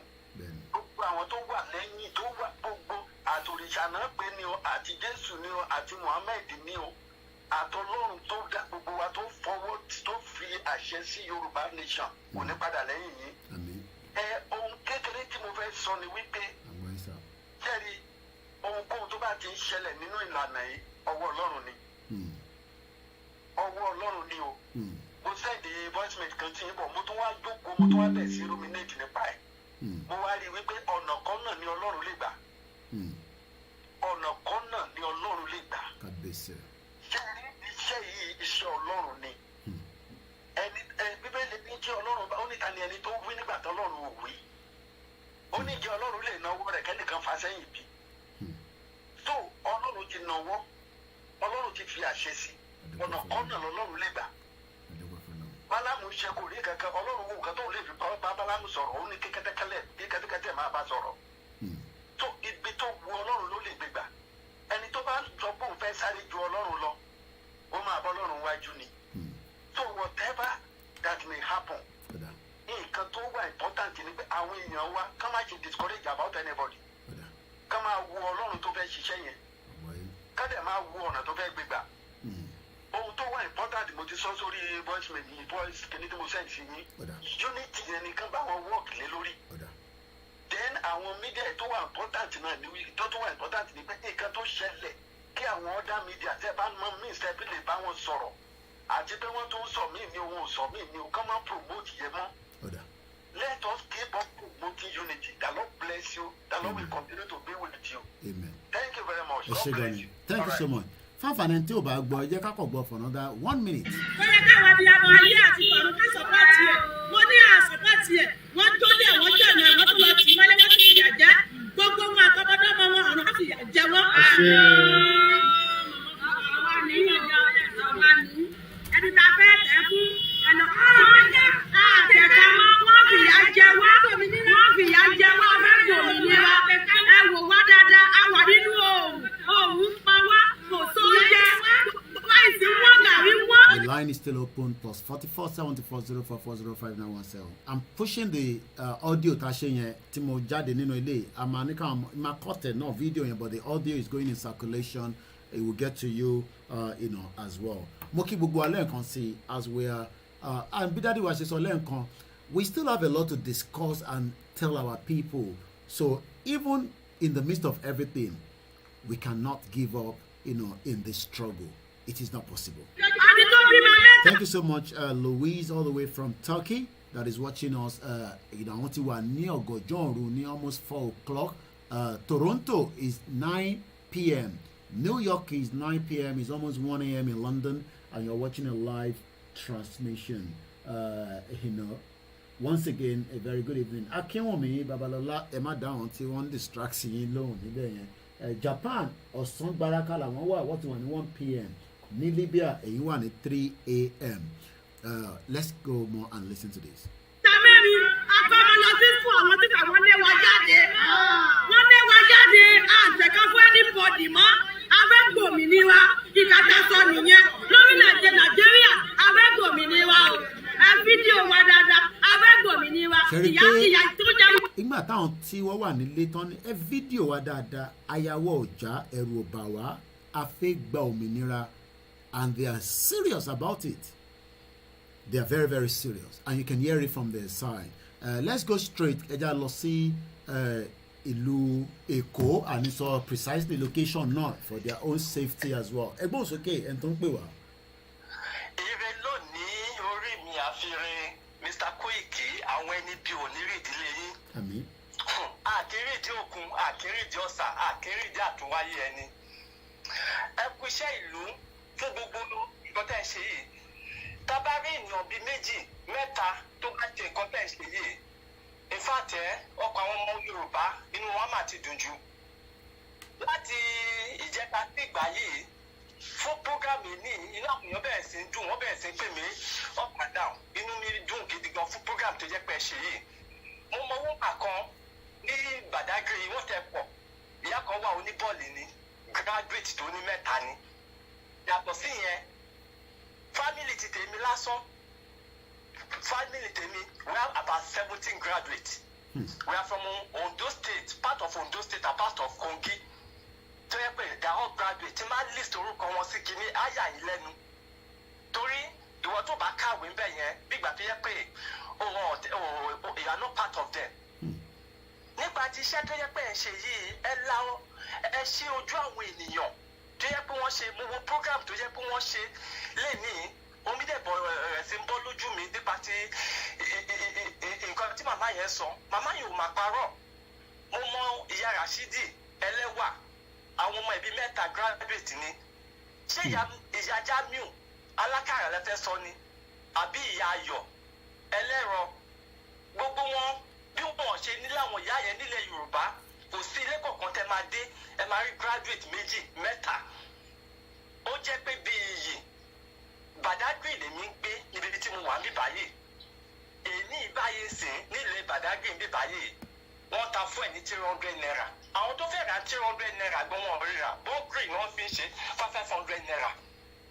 Ẹ wù mí à ń retí mega super rally gbogbo àwọn ọmọ Yorùbá àti gbáradì ayọ̀dẹ̀ ló máa jẹ́ lágbára Ọlọ́run ẹ̀yin àti ìdílé yín àwọn ẹni bí wọn ní rí yín lágbára Ọlọ́run ọba ẹ̀yin àti ìdílé yín lágbára Ọlọ́run ọba ìgbà tó bá bẹ̀rẹ̀ sí ń dá fún àwọn ọmọ yín lágbára ọlọ́run elédùmarè wọn ò ní fi ẹ̀yin àti ìyàwó yín wọn ò ní fi yín ṣe àwátì màmá yín tó yẹ kó fún yín ní education màmá ọlọ́run máa fún wọn ní long life good health lágbára ọlọ́run ọba ìgbà tó bá bẹ̀rẹ̀ tá bá gba Yorùbá nation wọn ò ní fi wọ́n ṣe àwátì bẹ́ẹ̀ ló ṣe máa rí. ẹ ṣé gan ni. ẹ ṣé gan. thank you so much. yes sir. mo kí gbogbo wa lẹ́ẹ̀kan sí níbikíbi tí ẹ bá ti ń darapọ̀ tí ẹ̀yin náà bá fẹ́ darapọ̀ mọ́ ètò náà line tí ẹ máa fi bá wa sọ̀rọ̀ òun náà ni +44 74 044 05917. mo kí ẹ̀yin tẹ́ wà nílùú Canada mo kí gbogbo ẹ̀yin tí ẹ ń bẹ nílẹ̀ Yorùbá nínú ooru nínú ìlà ìlò pé ìyà yìí èèyàn kan ní Mr. Koiki this suffering is just too much gbogbo ẹ̀ náà làwa náà kúkú rí the suffering of our people we cannot take it anymore and we need to now stop it as quickly as possible. ẹja àtúgbọ́n táwọn ìyá wa yìí sọ. ìyá ti pọ̀ jù ìyá yìí ti pọ̀ jù ẹgbà wá sílẹ̀ ẹgbà wá. ṣùgbọ́n táwọn ìyá yìí sọ èyí táwọn ń bára wa jà tí à ń disagree àwọn ìyá yìí ni ẹ wá gbà wá sí àwọn ò lè gbára wọn sílẹ̀ àwa la gbọ́dọ̀ wá gbà wọ́n sílẹ̀ kò ń ṣe pé wọn ò ní làákàyè kò ń ṣe pé ẹ wo àwọn ọmọ tó wà lẹ́yìn yẹn bó pè rán àwọn ọmọ tó wà lẹ́yìn yẹn táwọn ìyá wọn bá jókòó bíbá àwọn ọmọ yẹn lọ́ máa rán káàkiri pé bí akọ́sáré tó lọ sí the next side of the road kọ́sáré lọ ta kékèké ẹ̀rí pé wọ́n dà pé wọ́n padà wá bẹ́ẹ̀ wọ́n wá refresh ni ẹ̀wọ̀ ẹ̀yìn yẹn ẹ̀rọ àwọn méjèèjì tẹ̀ ń rí lẹ́yìn yẹn sales girls ni wọ́n bọ́ ṣe wà yẹn they are sales girls and these are the people that we are also fighting for. ẹ tó pọ̀ wá lórí video call ẹ má pè lórí video call because kò sẹ́ni reason to be calling me on a video call ẹ recall kẹ pè mí direct lórí audio call I don't pick up video call because I don't know what is behind your video call ẹ pè wá ní orí audio call a lè gbé video call ẹ má bínú lẹ́ẹ̀kan sí ẹ̀jẹ̀ àgbọ̀n tán sọ.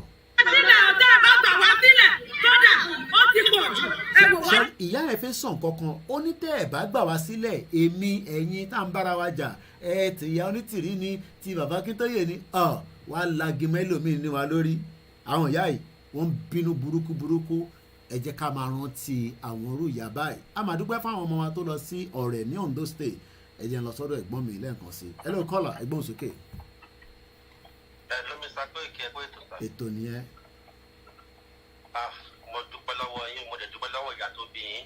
dúpẹ́ lọ́wọ́ Elédùmarè. tó bá jẹ́ pé ẹ̀ tiẹ̀ wá kàwé ńkọ́ ọ̀ tó bá tẹ̀ jẹ́ pé kọ̀ǹdọ́ kan àbẹ́nìkan tí ò tẹ̀ nímọ̀ nípa Yorùbá nation wà ní ibo ní faith àwọn èèyàn bá wà lẹ́nu àwa tá ń fọ́lọ̀ yín àtàwọn tó ń rí sísìn ibo ní faith wà bá wà. I really thank God for your life and I thank God for the family that you come from. Ọlọ́wà pẹ̀lú yín. Ẹ jọ̀ọ́ kí ló máa jẹ́ òpù wa tí a bá lè sẹ́pà fẹ́ lọ dìbò? Kí ló máa jẹ́ òpù wa tí a bá lè wọ 2023 láì ṣe declaration and láti má ṣe tá a bá ṣe mega rally? Kí ló máa jẹ́ òpù wa? Kí ló máa jẹ́ òpù wa tá a bá ti dìde nísìnyí ká gbára wa kú lọ́wọ́ ìyà tó wà lẹ̀? Kí ló máa jẹ́ òpù wa? Kí a máa wò kí bàbá máa ṣe lọ́tọ̀ kí màmá máa ṣe lọ́tọ̀ àbí kí èdè àìyedè wà? Kí ló máa jẹ́ òpù wa tá a bá fọwọ́sowọ́pọ̀ ká gba ara wa kú nínú ìyà tó wà lẹ̀ báyìí? Kí ló máa jẹ́ òpù àwọn ọmọ àti ọmọ ọmọ wa? Kí ló máa jẹ́ òpù àwọn graduate wa tí ò ní jẹ́? Kí ló máa jẹ́ òpù wa fún security? Kí ló máa jẹ́ òpù wa fún future? Kí ni òpù wa nípa ìbàdí ìbàdí yẹ? Òun mú wá rò títí ilé ayé ọ̀gán fẹ́ lè sùn mi. Ẹ jọ̀ọ́ àwọn èèyàn wa ti rẹ́dì. Ẹ bá wa kàn sí CSI doctor. Ẹ bá wa kàn sí bàbá Akíntóyè. Ẹ bá wa kàn sí gbogbo àwọn tó kàn. Ìpè kan jọ̀ọ́ kán gbéra kán ṣe declaration fún wa kí wọ́n gbéra kán dẹ̀ dájọ́ mega rally fún wa. Ní rẹ́dì oúnjẹ tí mo rà sílé I bought bag of rice and bag of beans. Ìpè tí mega rally bá ti bẹ̀rẹ̀ o people will be eating and people will be celebrating. We waiting now we don't know what next but we are still hoping. Ìpè mega rally yìí máa ṣẹlẹ̀. Ẹ̀jọ̀ ẹ bá rán àwọn tó wà consign lè fi pé ìgbà wo ni o nípa ti ṣetán. God bless you, sir. ẹ ṣé gan ni mo kí gbogbo ẹ̀yin ọ̀jọ̀gbọ́n tí mo máa mú fídíò kan jáde nísìn ẹ rántí gbà tí mo lọ sí court case kékeré máa dò ó ní kankan tí mo máa mú jáde níbẹ̀ mo ti rí fídíò yẹn mo ń prepare ẹ jẹ́ ká padà sí until I have another call mo kàn fẹ́ gbẹ́ ká máa rántí fídíò yìí ni o okay I think there's a new caller and let's go straight because àfi dáhùn èèyàn dúró púpọ̀ lálẹ́ yìí torí ilẹ̀ náà ti ń ṣú aago kan ló lù live transmission ìjọ Sunday láwà 27 ẹ ló caller ìgbóhùn sókè sà. Hello, Mr. Koiki Ekale. Bàbá wa kí wọ́n dé. Báwo ni nǹkan ẹ kú iṣẹ́ ọlọ́run àpò pẹ̀lú yín. Lágbára ọlọ́run ẹni kú kẹ́ tó kú. Gbogbo ẹni bá ru kúrò yìí àìsàn tí ó lè rókù ló bá dé. Ìfà inú mi dùn sí wọ́n bá ìgbà tí mi fi rí bọ́bí jọ́ méjì mẹ́ta mo sì kì í bí tí mo wà yìí. Lágbára ọlọ́run Yorùbá nation náà tá à ń bójú wò yìí ọlọ́run ẹni kó tó wa lọ́wọ́. Gbogbo ẹni bá kó má gbọ́ sí kó má ṣe é ṣe bó ti ń kó lágbára tó ọlọ́run olódùmarè tó ẹgbẹ́ ọlọ́run ju èèyàn lọ ọlọ́run á fà jùlọ ẹ̀họ́rú ẹni bẹ́ẹ̀ ẹ kú iṣẹ́ mo sórí kọ́mẹ́ǹtì bẹ́ẹ̀. Thank you so much ẹ ṣé gan ni thank you so much. ọlọ́run ẹ má bá ń sọ̀rọ̀ lẹ́yìn tó dáa ẹ ṣé gan ni. ní kásẹ̀tì tẹ̀síǹdì tí máa tó wà ní Germany ẹbẹ́ mi náà sẹ́ndì ẹ̀jọ̀. Okay then all right I will ma ṣe all right then. ẹ má rò pé ní ìyó ọlọ́run ti yín ìyó rẹ̀ ló ti yé yín. ẹ ṣé gan ni. We appreciate you. ẹ ṣé gan ni. God Almighty will be with you always. Amen. And whatever you have it. Thank you, God bless. Thank you so much. Bàbá wa ní Germany nìyẹn. Mo kí àbúrò mi mo kẹ́yìn ẹ̀gbọ́n mi Ibrahim Babati Madani Loams. Okay, bí ẹni yóò let me try and call you because you are calling on a video call bí get ẹni à ń gbé video call tàbá dẹ̀ ti pè yín tẹ́ bá ti gbé audio tó jẹ́ pé video lẹ fi gbé á jẹ́ pé nǹkan mi wà níbẹ̀ ni I don't pick video call a ní kẹ́ má pè wá lórí video call abẹ́ get ọwọ́ kìíní yẹn ni. Ẹ kálẹ́ ọ ẹ káàbọ̀ sórí ètò. À ń gbọ́ yín sà. KOKIMEDIA bringing. Location 000 ẹgbọ́n sókè. Ẹ kú iṣẹ́ ọlọ́run tó máa fẹ́ bá yín lọ sí. Àmín. Ẹ wo ìyá ń pè ọmọ Nàìjíríà tí ọmọ Yorùbá ní ìlú Nàìjíríà tí ó pọ̀lọpọ̀. Àwọn akẹ́kọ̀ọ́ ní kọ́ńtì ààyè ọ̀sẹ̀ tí ó ní oníṣẹ́ ìgbàlá tí ó ń sọ oúnjẹ lẹ́nu ìdánù ẹ̀mẹ́ta mẹ́rin lójúmọ́. Ìkọ́lé tí ọmọ Yorùbá lórí Nàìjíríà àjẹsìn àwọn tí ìjọba àwọn tí wọ́n dáná àyè àjẹsìn wọn. Ìgbà yìí pọ̀ jù. Kódà àtẹ̀gbẹ́dá kúrò gbogbo ẹni gbogbo débi pé ẹni gbọ́dọ̀ Nàìjíríà ní ti kò ní sọ fóun lè jẹ̀kọ̀ tó wọ̀ ń bọ́ kó tó ká tó ń jẹ. Ìpínlẹ̀ gbogbo ọlọ́run àwọn iṣẹ́ takuntakun ọlọ́run tó pọ̀sẹ̀ gba ẹni ọ̀tún wa iṣẹ́ ilé ìṣe o ọlọ́run jẹ̀ tí wọ́n adé lórílẹ̀-èdè Nàìjíríà lẹ́yìn Yorùbá nation yìí ọlọ́run ti gbà fún ọ̀rẹ́dì. Àìjẹ́ yín.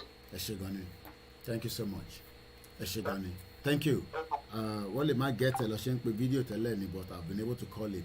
Ẹ jẹ́ ká wo fídíò yìí thank you so much Justin Reason. I want to remind us of this video.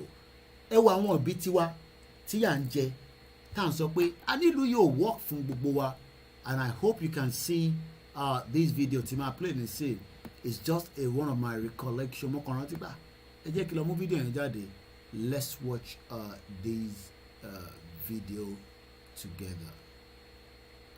But the video okay let's play this now. Let's listen to this. Media bringing the world closer to your doorstep.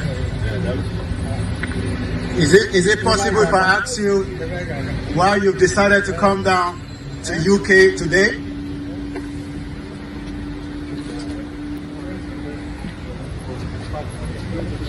As you can see, these are those that also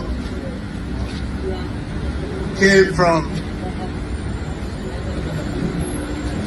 He doesn't want to speak. Can I ask you, hello sir, this is KOKIMEDIA.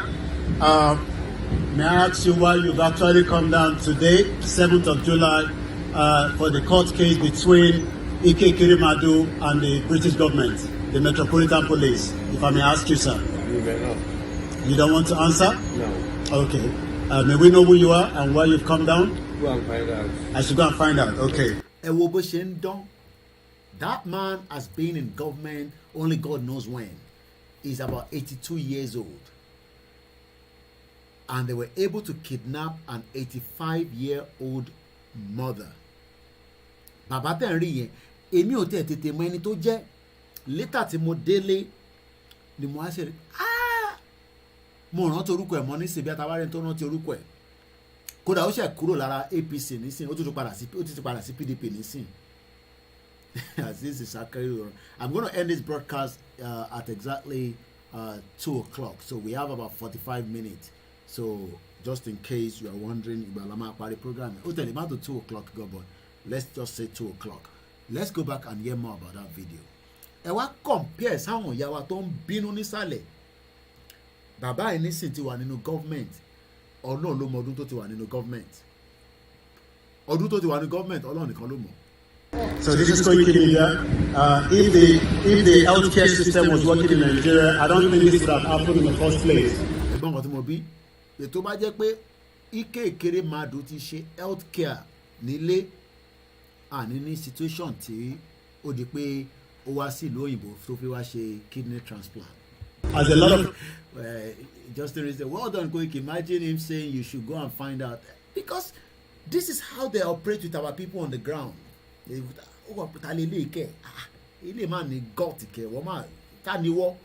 Imagine if, so those of you that are Koiki ma bonle wasile, look, there are some fight that we can do from back.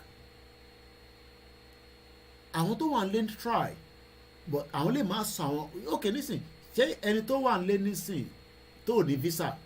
Báwo la ṣe fẹ́ rúru máa yẹn mú nísìn. Ẹ wà àwọn tó lọ sílé nísìn tó bá wa ṣe fídíò ti sàlẹ̀, èmi ò sí nílé nísìn, but they were able to give us ẹja àgbọ̀n kan táwọn ìyá wa yẹn sọ. Let me just rewind it a little bit again. Ẹgbọ́n kan tó ń sọ níbí wa. Bánisọ̀. Ẹni kí lè rí mọ́mì. Ìyá yẹn kọ́kọ́ ní àwọn olórí burúkú abiyamọ dédé ẹja àgbọ̀n tó sọ. Mo like energy woman yìí. Ẹ jẹ́ n sáré ṣe recording yẹn. Mo gbọ́dọ̀ record ẹ̀ energy wọn ìdàgàn, so kò ní pẹ́, it's just under 4 minutes so that I lè circulate video yẹn náà gangan. Let me put it on the okay, then make sure pé phone yìí wà, because if not tó bá bẹ̀rẹ̀ video yẹn kan bá kọ̀ pé ó máa bà video yẹn jẹ́.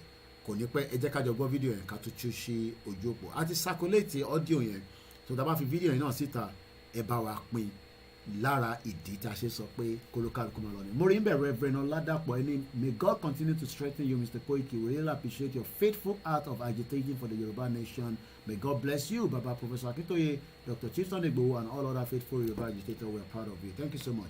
Baba Bashir Abdul Salam, thank you so much. Ẹ jẹ́ ká jọ sáré wo fídíò ilé ẹ̀kan sí. Kò ní pẹ́ rárá, mo mọ bí tó ti máa end just under 4 minutes ni. A tún ti padà wá, àwọn ẹlẹ́sìn yẹn ti ń lọ lọ́wọ́. Ọjà Sábó náà láti wà lọ́wọ́ báyìí. Ọjà Sábó ibẹ̀ náà la wà. Tí a dẹ̀ ti mú àwọn ẹlẹ́sìn, tí a ṣe àwọn ẹlẹ́sìn fún àwọn ará ọjà. Tí a ṣe àwọn ẹlẹ́sìn fún àwọn ará ọjà ní ìpínlẹ̀ Oǹdó, ní ìlú Ọ̀rẹ́ ní ìpínlẹ̀ Oǹdó. A ṣe àwọn ẹlẹ́sìn fún àwọn ará ọjà wípé kó má di ìbò mọ́. Wípé Yorùbá nation, wípé ká kúrò nínú oko ẹrú èyí tí a wà, wípé oko ẹrú tí a wà, ẹrú tí a wà lábẹ́ àwọn Fúlàní tí a wà, wípé àwa ò fẹ́ mọ́. Koikimedia bringing the world closer to your doorstep.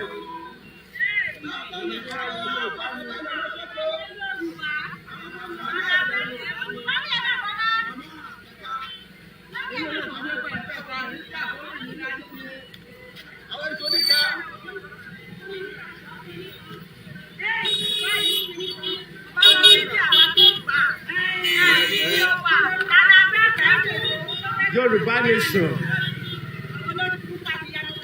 Ẹni kí lè rí mọ́mì. Oní Sunday tó yẹ kó gbà wá sílẹ̀ ní ilẹ̀ Oòduà ilẹ̀ Nàìjíríà kó gbà wá níjà. Tó yẹ káwọn aṣáájú wa tó jẹ́ bàbá Oòduà tó yẹ kó sọ̀pọ̀tì wọn. Mo ní wọn ò sọ̀pọ̀tì ẹ̀. Mo ní wọ́n ti fìyà jẹ àwọn tọ́lọ́run á fìyà jẹ wọ́n. Mo ní wọ́n kó wa sóko ẹrú. Wọ́n fi wá sílẹ̀ sínú wàhálà àti ìdààmú. Àwọn tó wá dìde tó yẹ tó lè máa gbà wálẹ̀. Tó yẹ káwọn abiyamọ ayé àti tọ̀run ká sọ̀pọ̀tì ẹ̀. Mo ní àsọ̀pọ̀tì ẹ̀. Wọ́n tó dé àwọn jọ̀nà àwọn tó lọ tì í mọ́lé wọ́n ti fìyà jẹ. Gbogbo wọn àtọmọdọ́mọ wọn ọ̀run á fìyà jẹ wọ́n. ẹni tá a fẹ́ tẹ̀ fún ẹ̀nà àtẹ̀ká wọ́n fìyà jẹ wá fẹ́ gbòmìnira ẹ wò wá dáadáa a wà nínú òòrùn pa wá kò sóúnjẹ láìsí wọn gàrí wọn àti tó bímọ mẹ́ta mẹ́rin akọ́mọ lọ sí sùn àwọn tí àwọn lé wa jáde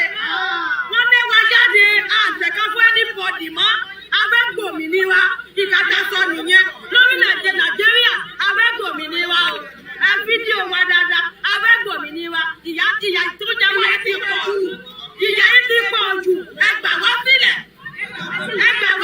ọ̀tá ẹ̀ bá gbà wá sílẹ̀ kódà ó ti pọ̀ jù ẹ wò wá nínú àtàrọ̀ ní kò tó jẹ kò tẹ́ ẹni jù àtẹ̀ ìfẹ́ lọ́dọọdún kí ló ṣẹlẹ̀ àtẹ́mọ́ ẹ gbàwé ní àtẹ́mọ́.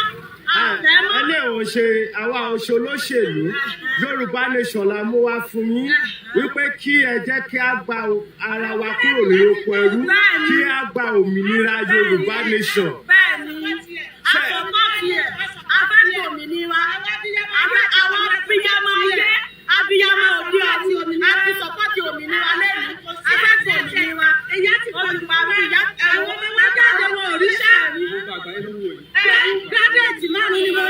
gírádẹ́ẹ̀tì márùn-ún ni mo ní kò ṣẹlẹ̀ tó níṣẹ́ nínú wọn méjì travel out báyìí àwọn Dubai tún dìpọ́tì wọn nígbà wo fẹ́ wọn lórílẹ̀‐èdè wọn ká lọ tún orílẹ̀‐èdè wọn ṣe àwọn adarí wa àrí fídíò kan wọ́n kọ́wọ́ sínú àpótí wọ́n kọ́wọ́ sí wọlé owó yẹn wá jẹ́ ọtí kan ti jẹ́ níbi tí ìyá ti jẹ́ wá. àwọn jẹ̀gún ti jẹra. àwọn òdìjẹ́wò ẹgbẹ́ sọ́ra Yorùbá nation la fẹ́ Yorùbá nation là ń wá o àwọn abiyamọ wá Yorùbá nation ẹgbẹ́ sórí íńtánẹ́ẹ̀tì ẹgbẹ́ sórí fídíò wọ́n fẹ́ kí gbogbo àgbáyé kó gbọ́dọ̀ tí mo sọ yìí gbogbo àgbáyé kó máa wò mí ìyá ti pọ̀jù fún wa gírádẹ́ẹ̀tì márùn mọ́ ọkọ̀ mi ti kú ọtí lẹ́lẹ́gbọ̀n ọdún mọ́tàyọ̀ mi kankan òrìṣẹ́ ìjọba nínú wa wọ́n ti pín lókè Àbújá wọ́n pín iṣẹ́ fáwọn ọmọ wọn gbogbo àwọn ẹbí wọn àwọn táwọn dìbò fún wọn táwọn ṣe táwọn sọ pé wọn àárín àwọn ọmọ wọn òrìṣẹ́ káyé wọn kó bàjẹ́. Yorùbá nation ní ká support mọ́mí ẹ̀jọ́ máa mo fẹ́ bẹ̀rẹ̀ question kan mà ẹ̀jọ́ ṣé ẹ̀rí bìlíìfù pé tí a bá ti gba Yorùbá nation ìyá yóò ní jẹ yín mọ́. ẹ wo gbogbo ẹ̀yin oníṣòwò tó wà mí ṣé ẹ bá gba Yorùbá nation ṣé ìyá ti jẹ wá. ìyá ò lè jẹ wá tá a bá ti gba Yorùbá nation ọdún ìyá ò ní jẹ wá torí pé ìyá ò jẹ wá nígbà tá a lọ tọrọ kọ́bọ̀ nígbà tá a lọ kọ́bọ̀ olúkọ olè ní gbẹdúgbà kọ́bọ̀ oníkọ ìyá ò jẹ wá gbà yẹn àpò ráìsì ti dá 40,000 àpò ráìsì.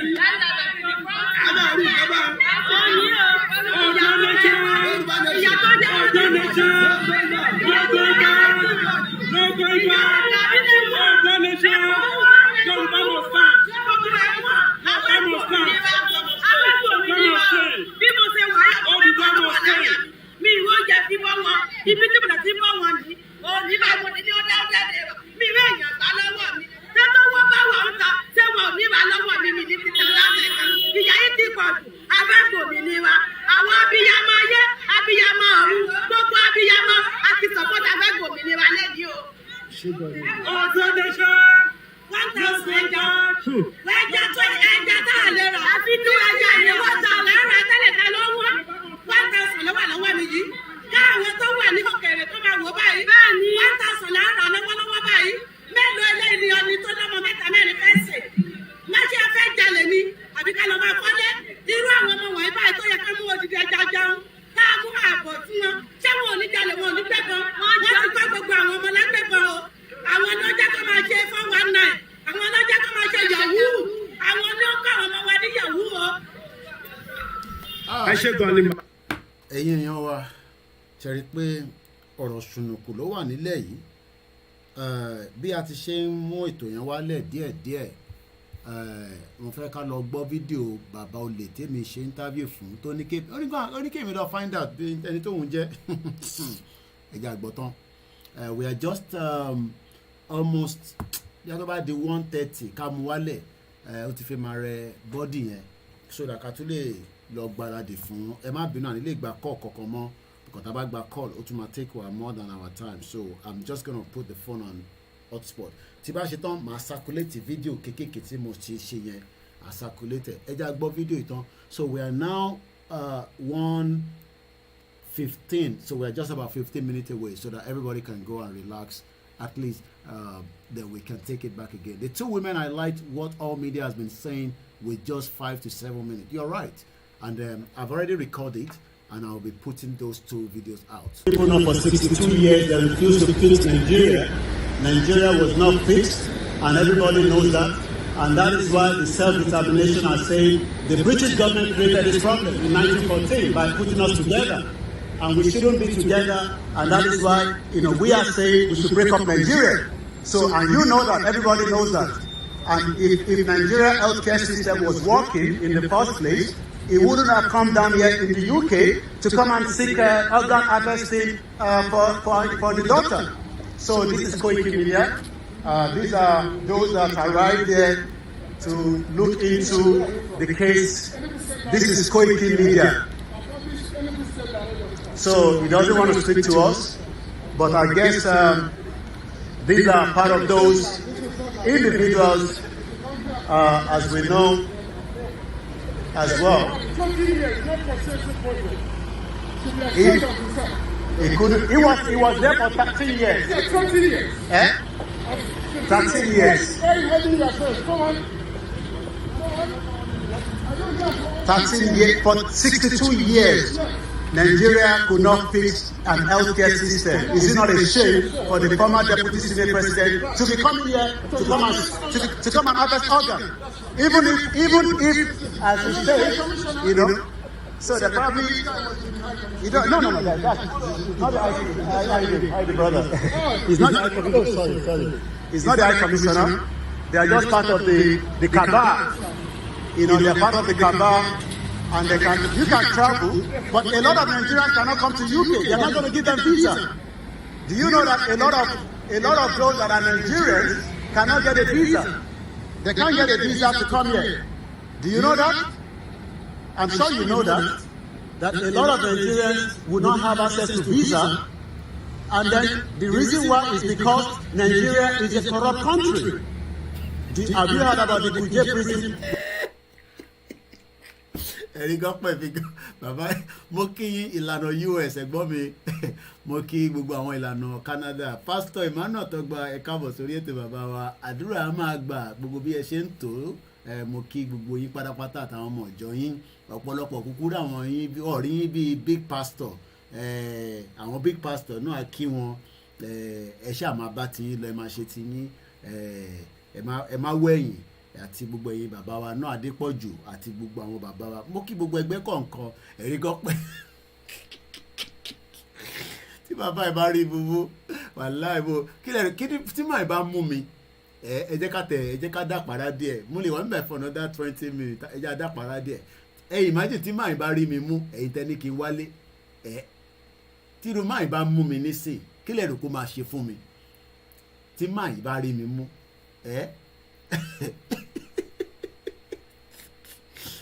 ìtò bá fojú mi hàn èmi gan máa mọ̀ pé nǹkan ń bẹ because ẹ wo bí mo ní wọ́n mọ̀ pé Nàìjíríà ò ṣiṣẹ́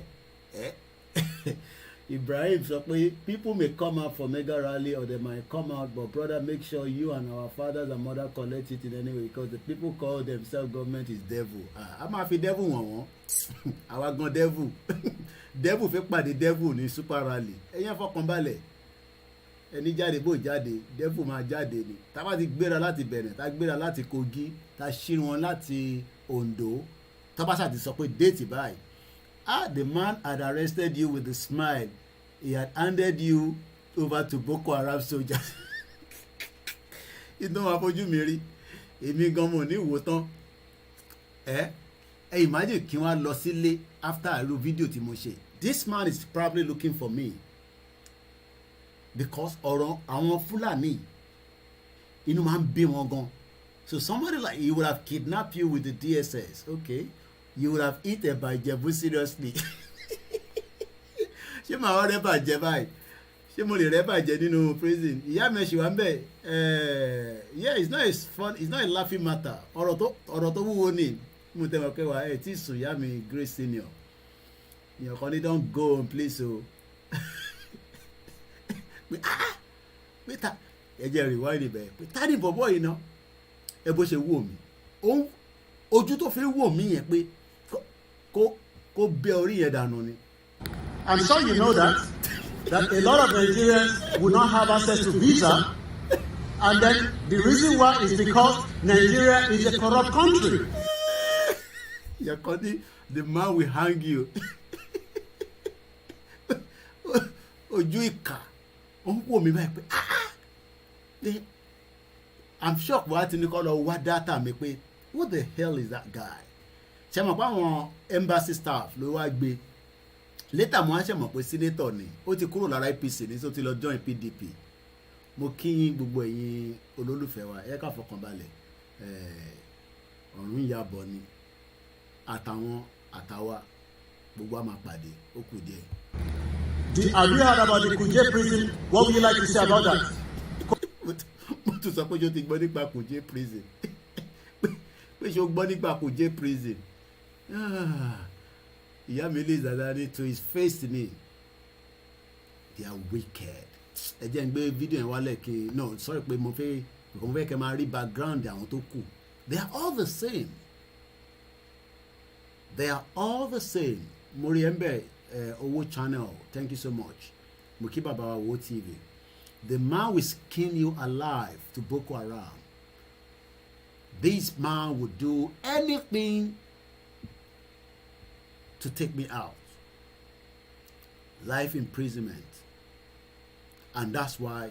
So tell you, come on here. Fẹ́ jẹ́ ká gba Yorùbá nation. Kò ṣe bí ti tèmi. Ká bèsè Elédùmarè. Ká má gbà kẹ́. Mo kí Alhaji láti Ìlọrin bẹ̀ pé ká má gbá yẹn ó máa affect gbogbo wa and we are all in this together. Let's go ahead. KOKIMEDIA. Today is the 7th day of June. Tẹ́ bá ṣàtì ń ṣe fídíò ẹ máa fi déètì sí àwọn ọmọ wa máa rí gbogbo tá à ń ṣe yìí. They are wicked, very very wicked. July 2022. Do you have anything to? They have the comfort in it. He will tell the DSS to keep you forever. Ẹ ṣe gọ̀yà mi Sarah Oyèlọ́wọ̀. Nnamdi Kanu nìyẹn nísìn. Kọ́ fi sílẹ̀ wọ̀ fi sílẹ̀. To links, I say you, àwọn devil burúkú. And these are the people that people are saying that ká lọ support Tinubu.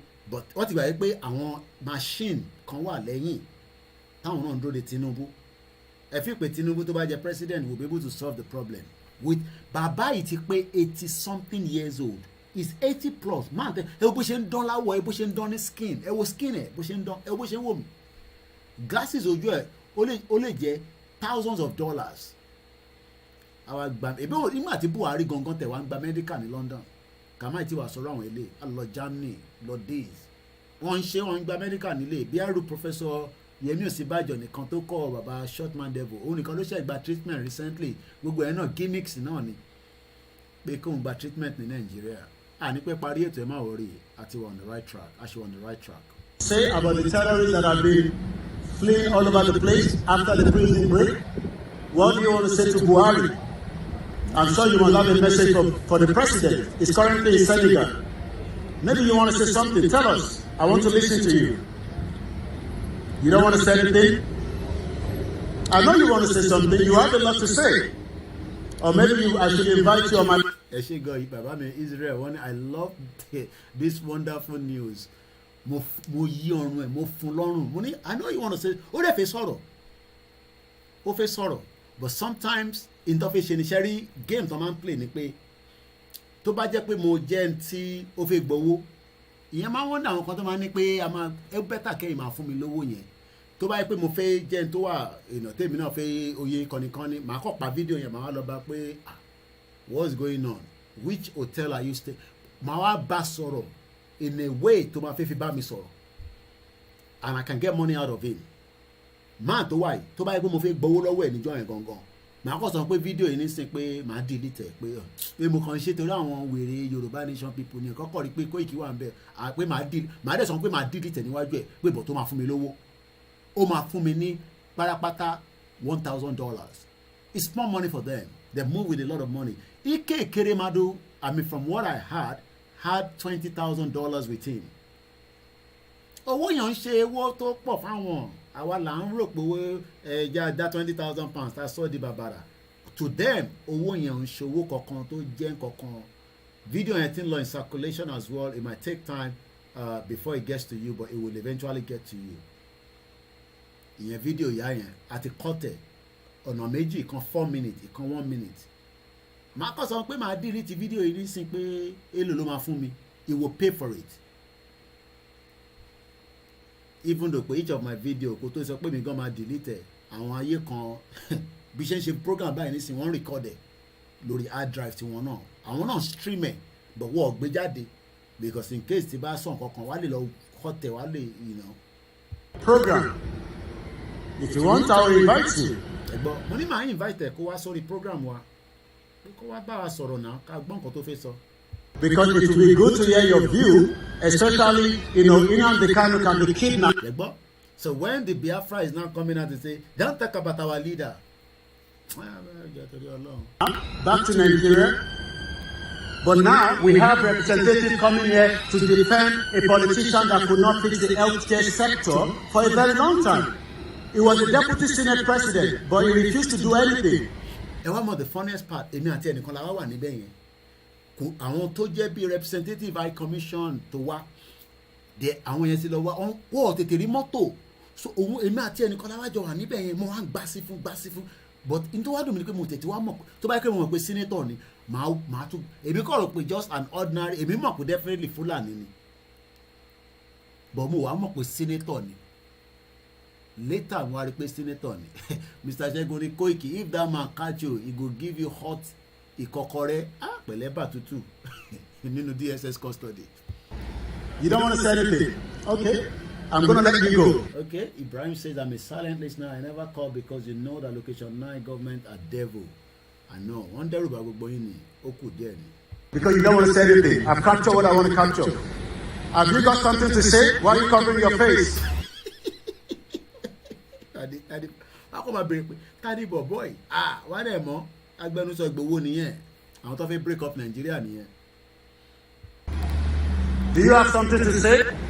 Nigerian High Commission. These are representatives from the Nigerian High Commission. Mo ti mọ̀ pé Nigerian High Commission kò mo rí badge lára ilé tó Fúlàní man yìí. These are representatives from the Nigerian High Commission. You have anything to say? Don't need anything to say. So anyway, on that note, you are not sleeping, brother. Remember, I make a listen.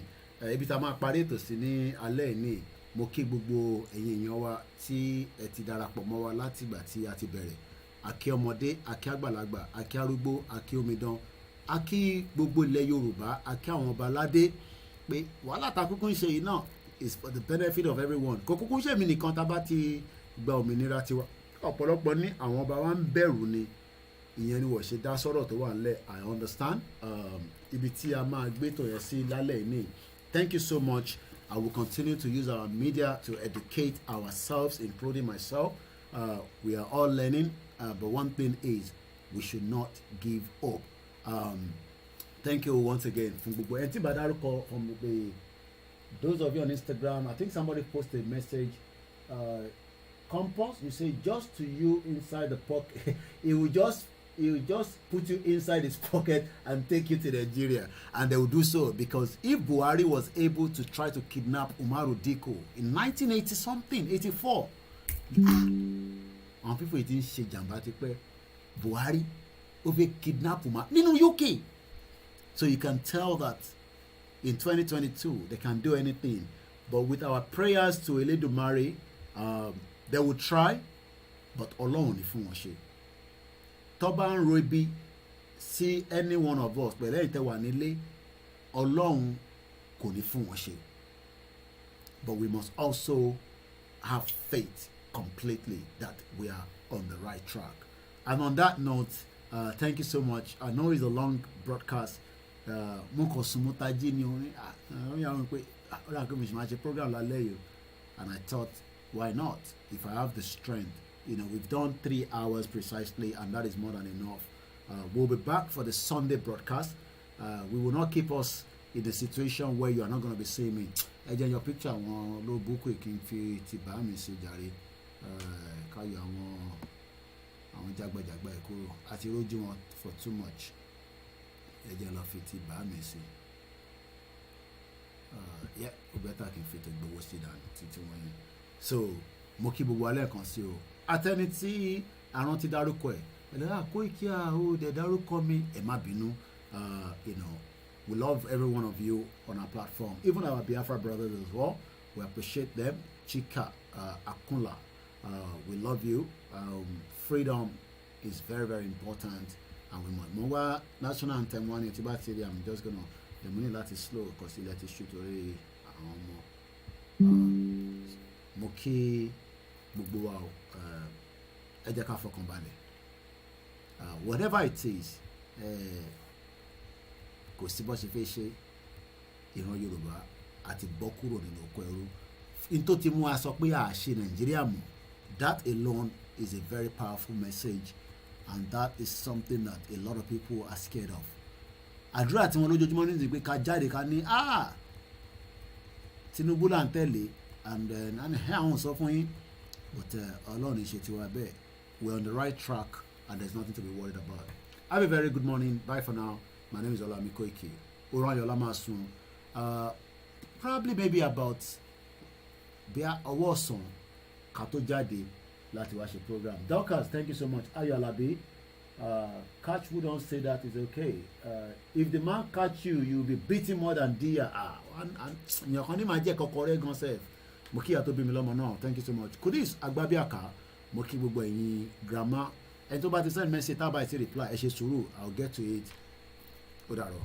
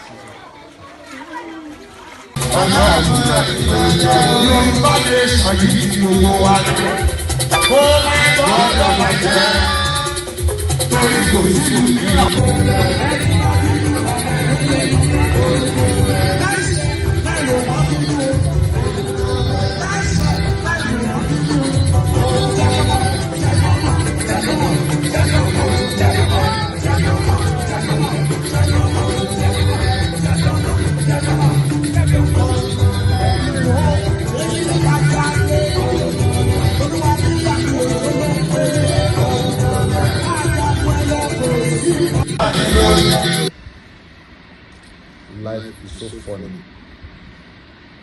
You come with nothing, then fight for everything, and later leave everything and go back with empty hand. God is powerful.